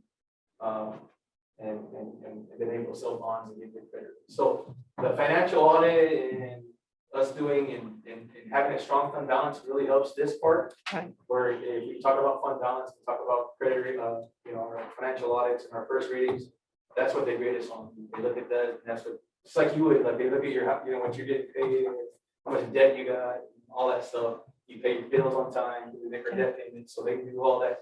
The whole survey I gotta fill out and they interview us. But I think it'll be great. And so we do that on August 2nd, and then we plan to go to the market on the 22nd.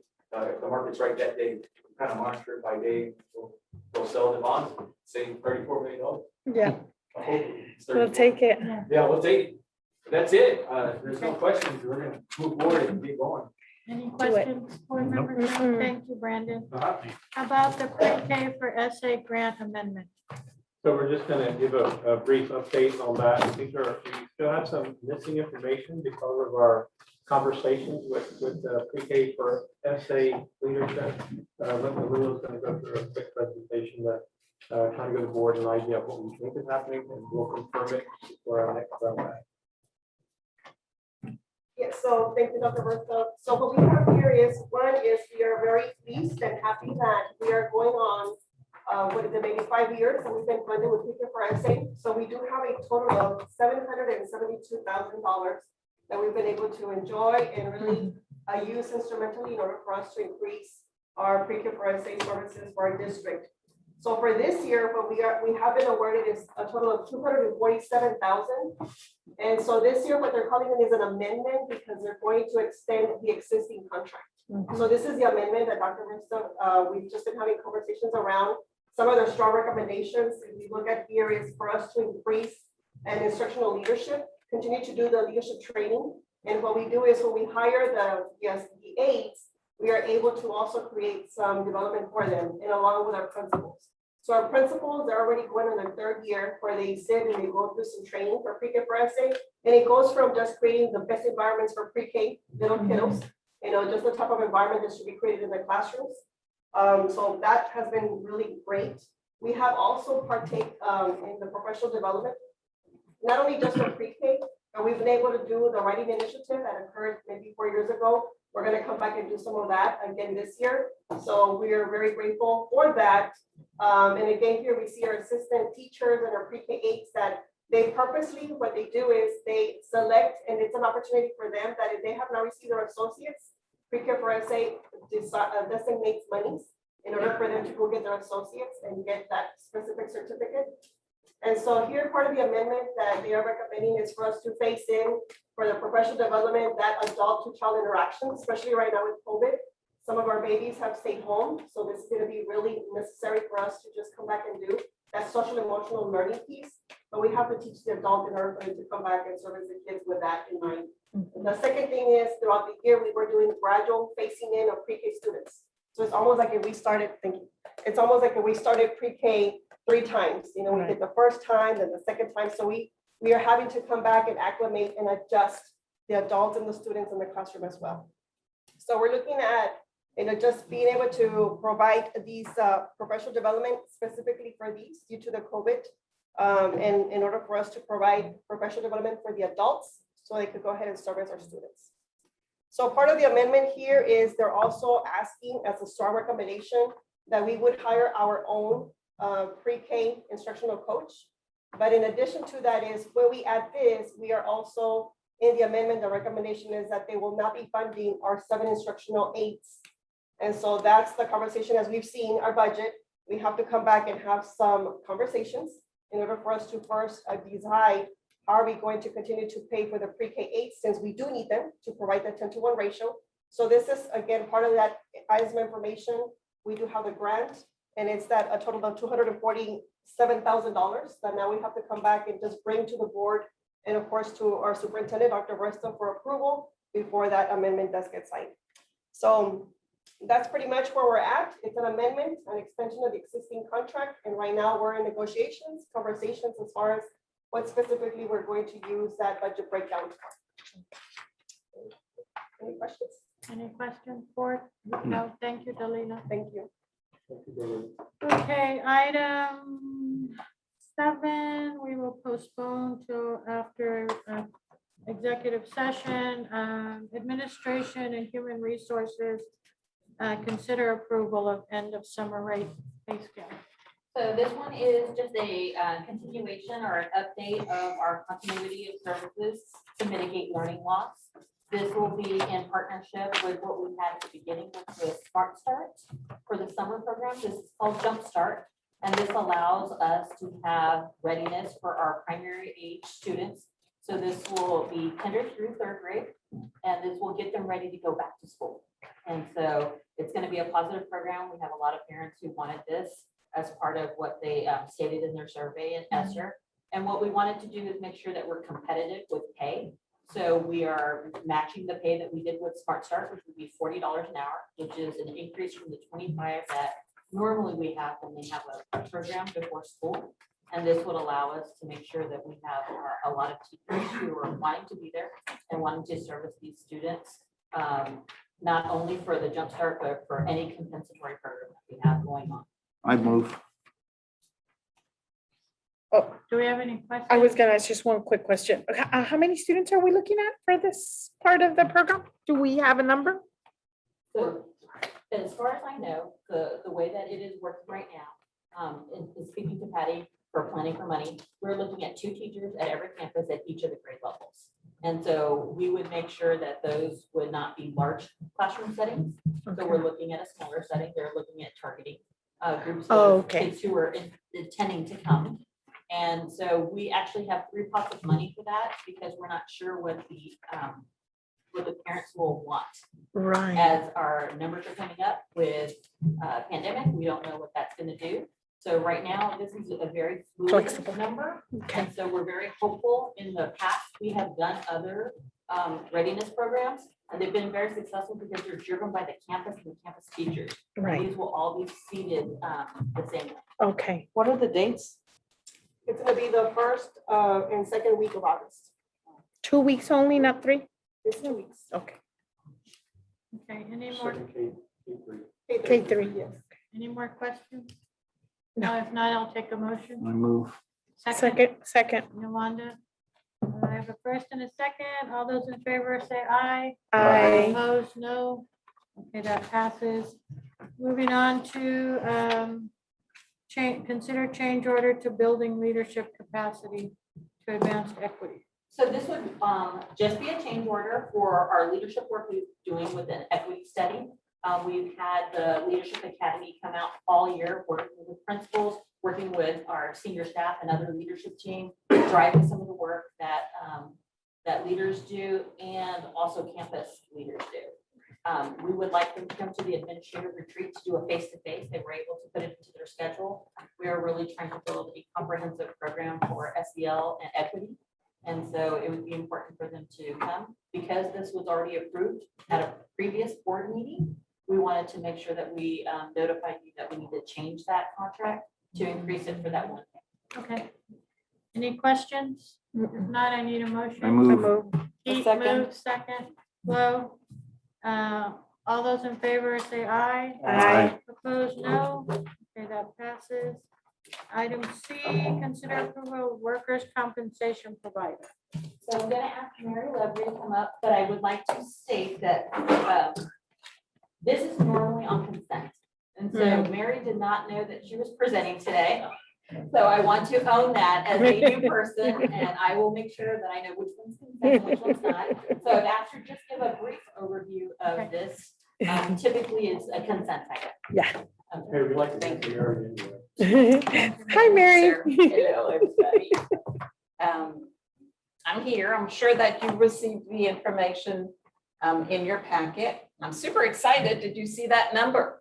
Yeah, yeah, we're excited. 83,000. We still had some claims, 62 claims, and this is through the end of June.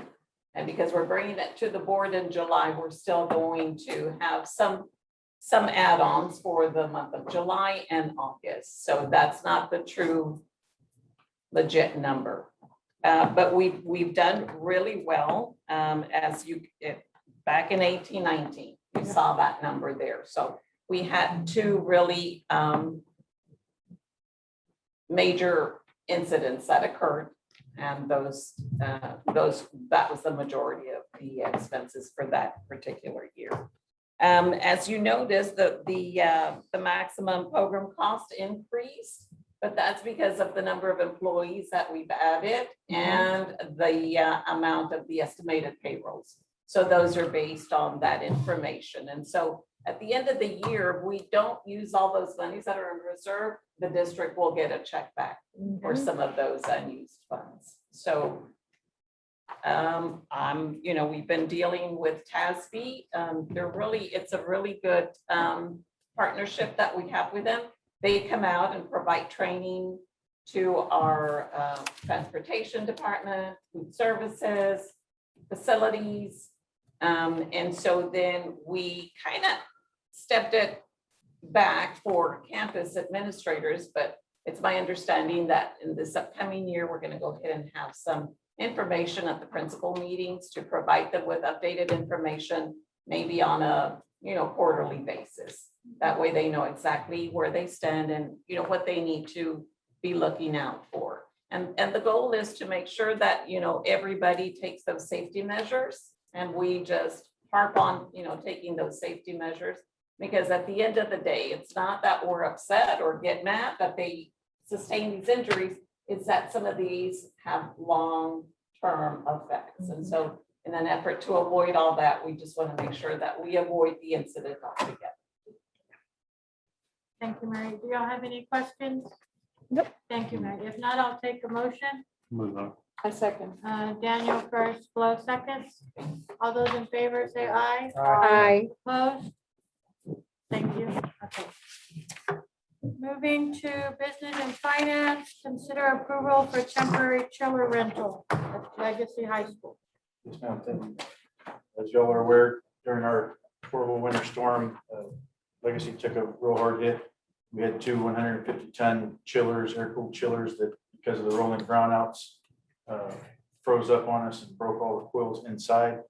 In the April 2021 board meeting, the board approved that we replace those two chillers instead of waiting on insurance to try and decide what needed to be done for repairs, because repairs may not have actually fixed what it was there. So in that process, we jumped on with Airstream and got a 400-ton air-cooled chiller on a 18-wheeler trailer that we were able to hook up and still run the school without any problems. There was enough capacity to take care of that. So from March 11th, 21 through June 30th, 21, when the 2 new chillers arrived and were put into operation, we took the temporary chiller off. So that was just under 3 months. The way they billed us for it was if you had it during the month, you got charged for the month. So that the total cost that we now have been invoiced for is $300,000 for those 3 months. That will be funded by the general fund, but reimbursed by insurance. And I am in the process right now of working with the adjuster to get that money back to us because we will be processing this check out. So recommendation, the board approved Airstream to provide that temporary chiller at Southwest Legacy High School. And in the board amendment tonight, I put it in there from fund balance to pay, because I don't have it in the budget, so put it in there again. This is one of the items that I'll track. Put it back. That's this one, right? Okay. Yes, that was one of the items. on the board amendment. I move. I second. Do we have any questions? No, okay. James first, Pete seconds, all those in favor, say yeah, aye. Aye. Opposed, no. Okay, that passes. Item B, consider approval of Transportation Department renovation.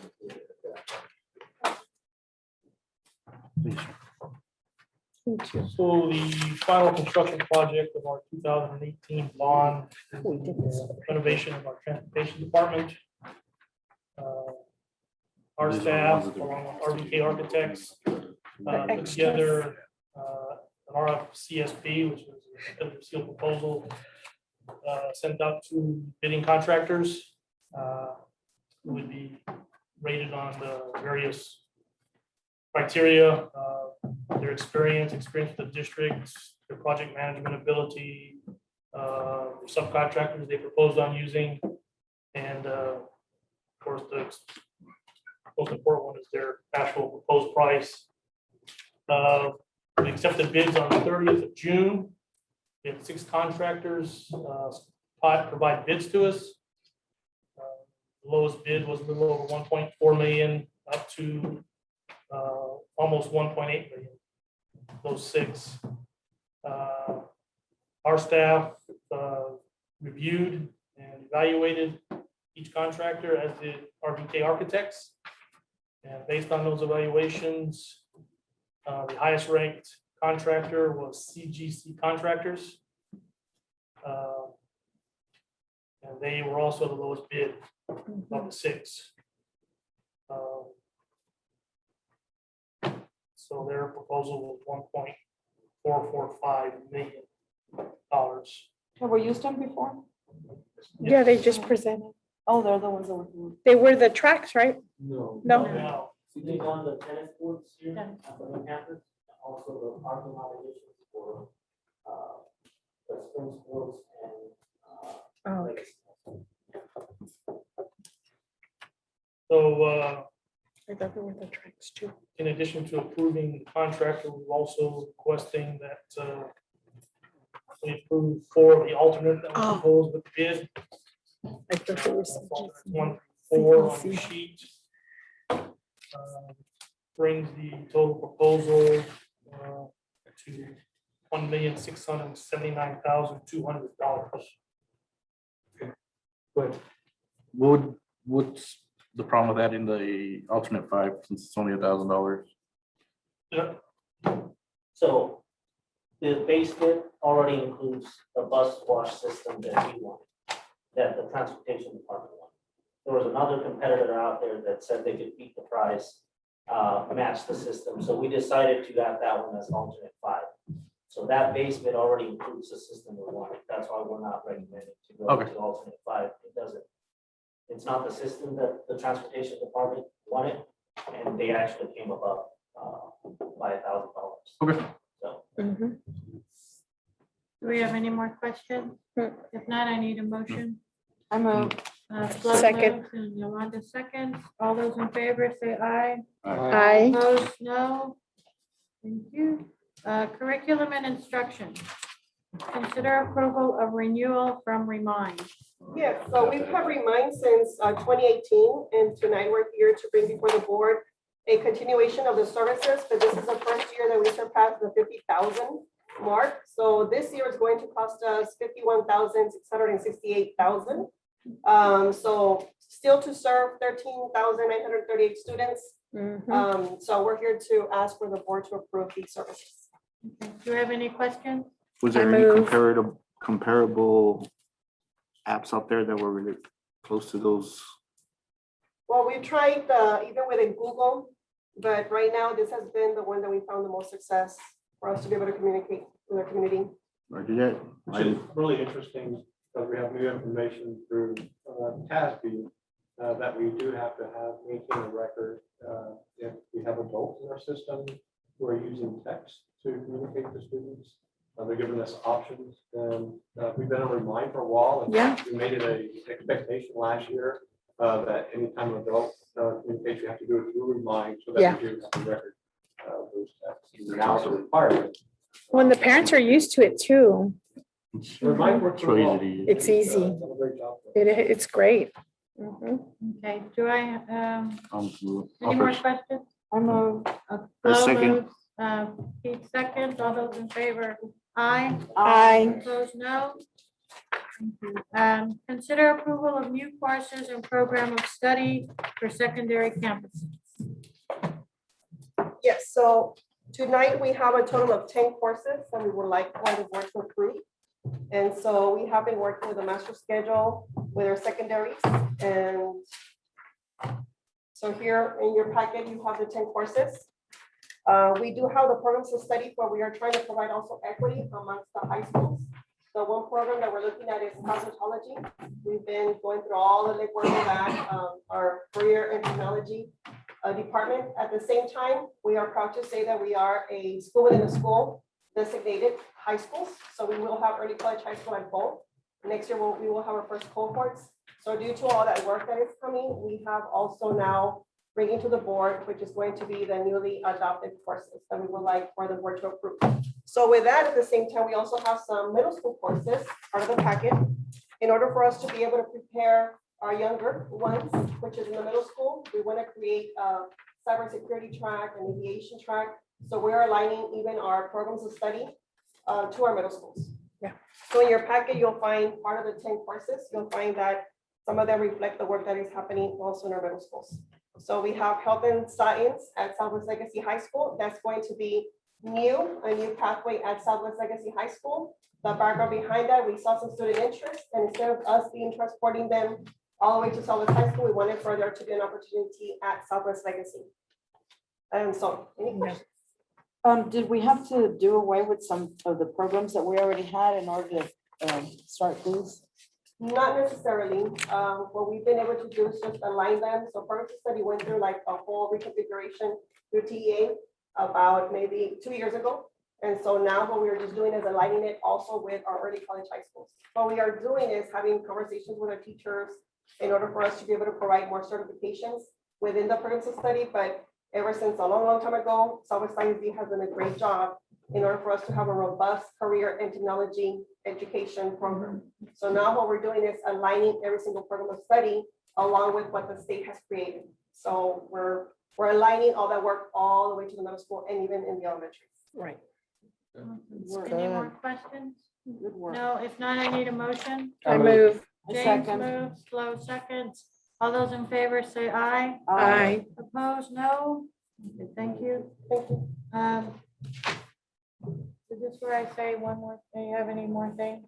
Yeah, we'll do that. After. All right. Since we read a lot of them. All right.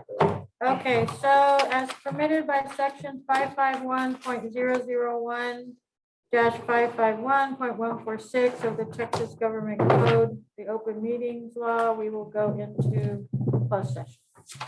Is that right?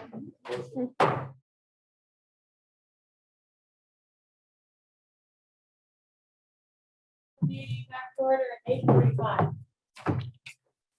Do we have a recommendation on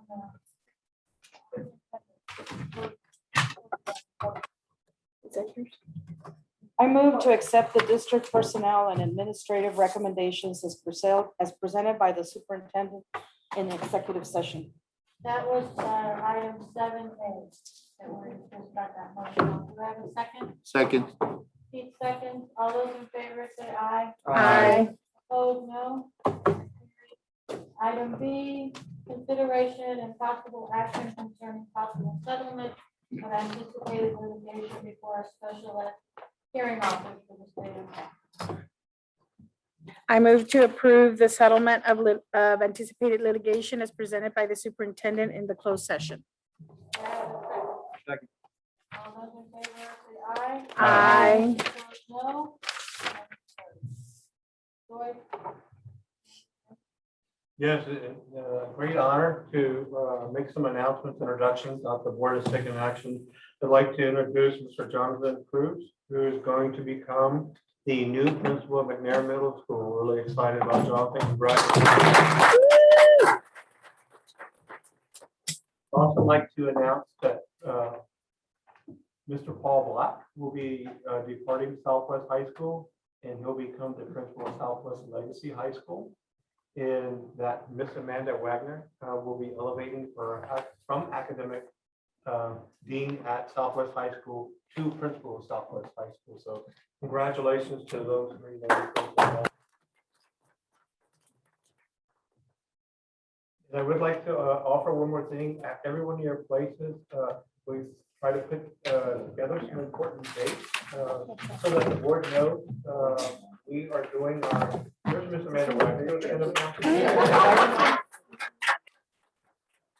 It's late for her first meal. Mine is over there. Congratulations, Amanda. You're gonna do great. Our administrative retreat, which includes our APs up through central office, we get together and have some time before the start of the school year to do some professional development, personal mastery, instructional, operational. We're doing those on August 3rd, 4th, and 5th. They'll all be at McNair. What you have in front of you are some opportunities that we also all want to include the board. So the first day is August the 3rd, where we start off.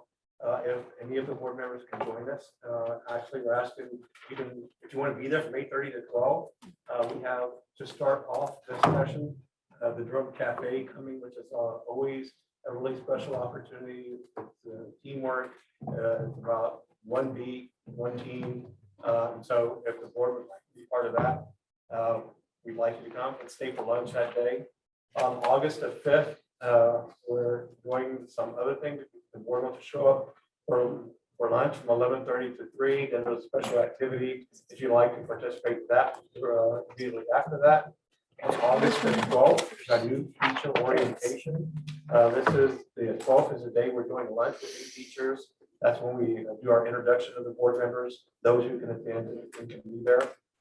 And then I wanted to make a note of August the 20th.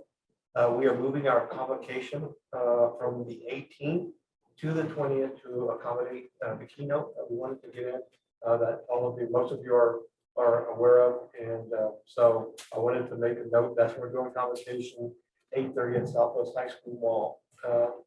Also, some dates to remember. Because of the admin retreat, I've asked if we can do our brown bag on the first Monday as opposed to the first Tuesday. So we do have a brown bag in this room right here on August the 2nd. August the 13th is teachers begin the school year. That's actually that PD and work component before we kick off the day. August 17th, we have a school board meeting. August 23rd, first day of school for students and staff. And August 31st is the special board meeting, which we call the Grant Special. That's when the board approves the budget for the new year. There's also at your place an invitation. We know that Janice Hernandez is going into the private sector. We are doing a special luncheon for her tomorrow to thank her for her years here. Yeah, we have it. So if you can make it tomorrow, 11:30, in the professional portable, I hate calling it professional portable, right? In the professional development center. Development. Tomorrow, 11:30, and you can make it. I'm sure she'll be appreciated. I think that's all. A Governor Johnson. So now, if it's okay, I'd like to turn it over to Mr. Roger Campos, who wants to share something with the board, unless you have a question. One sec, are we gonna do our shout outs? Yeah, after Roger, can you come back and do this? We don't have. Yeah. I like it. Okay. Start thinking, all right. I'm sorry. Okay, so like Dr. B said, with Janice leaving, we're in a kind of sad, but we're also in an exciting period at Southwest ISD TV. So we are doing some cool stuff right now. And the first thing that our first video that I want to show you is introducing our convocation theme.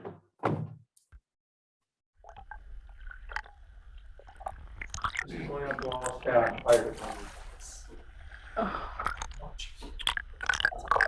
I like that. That's cool.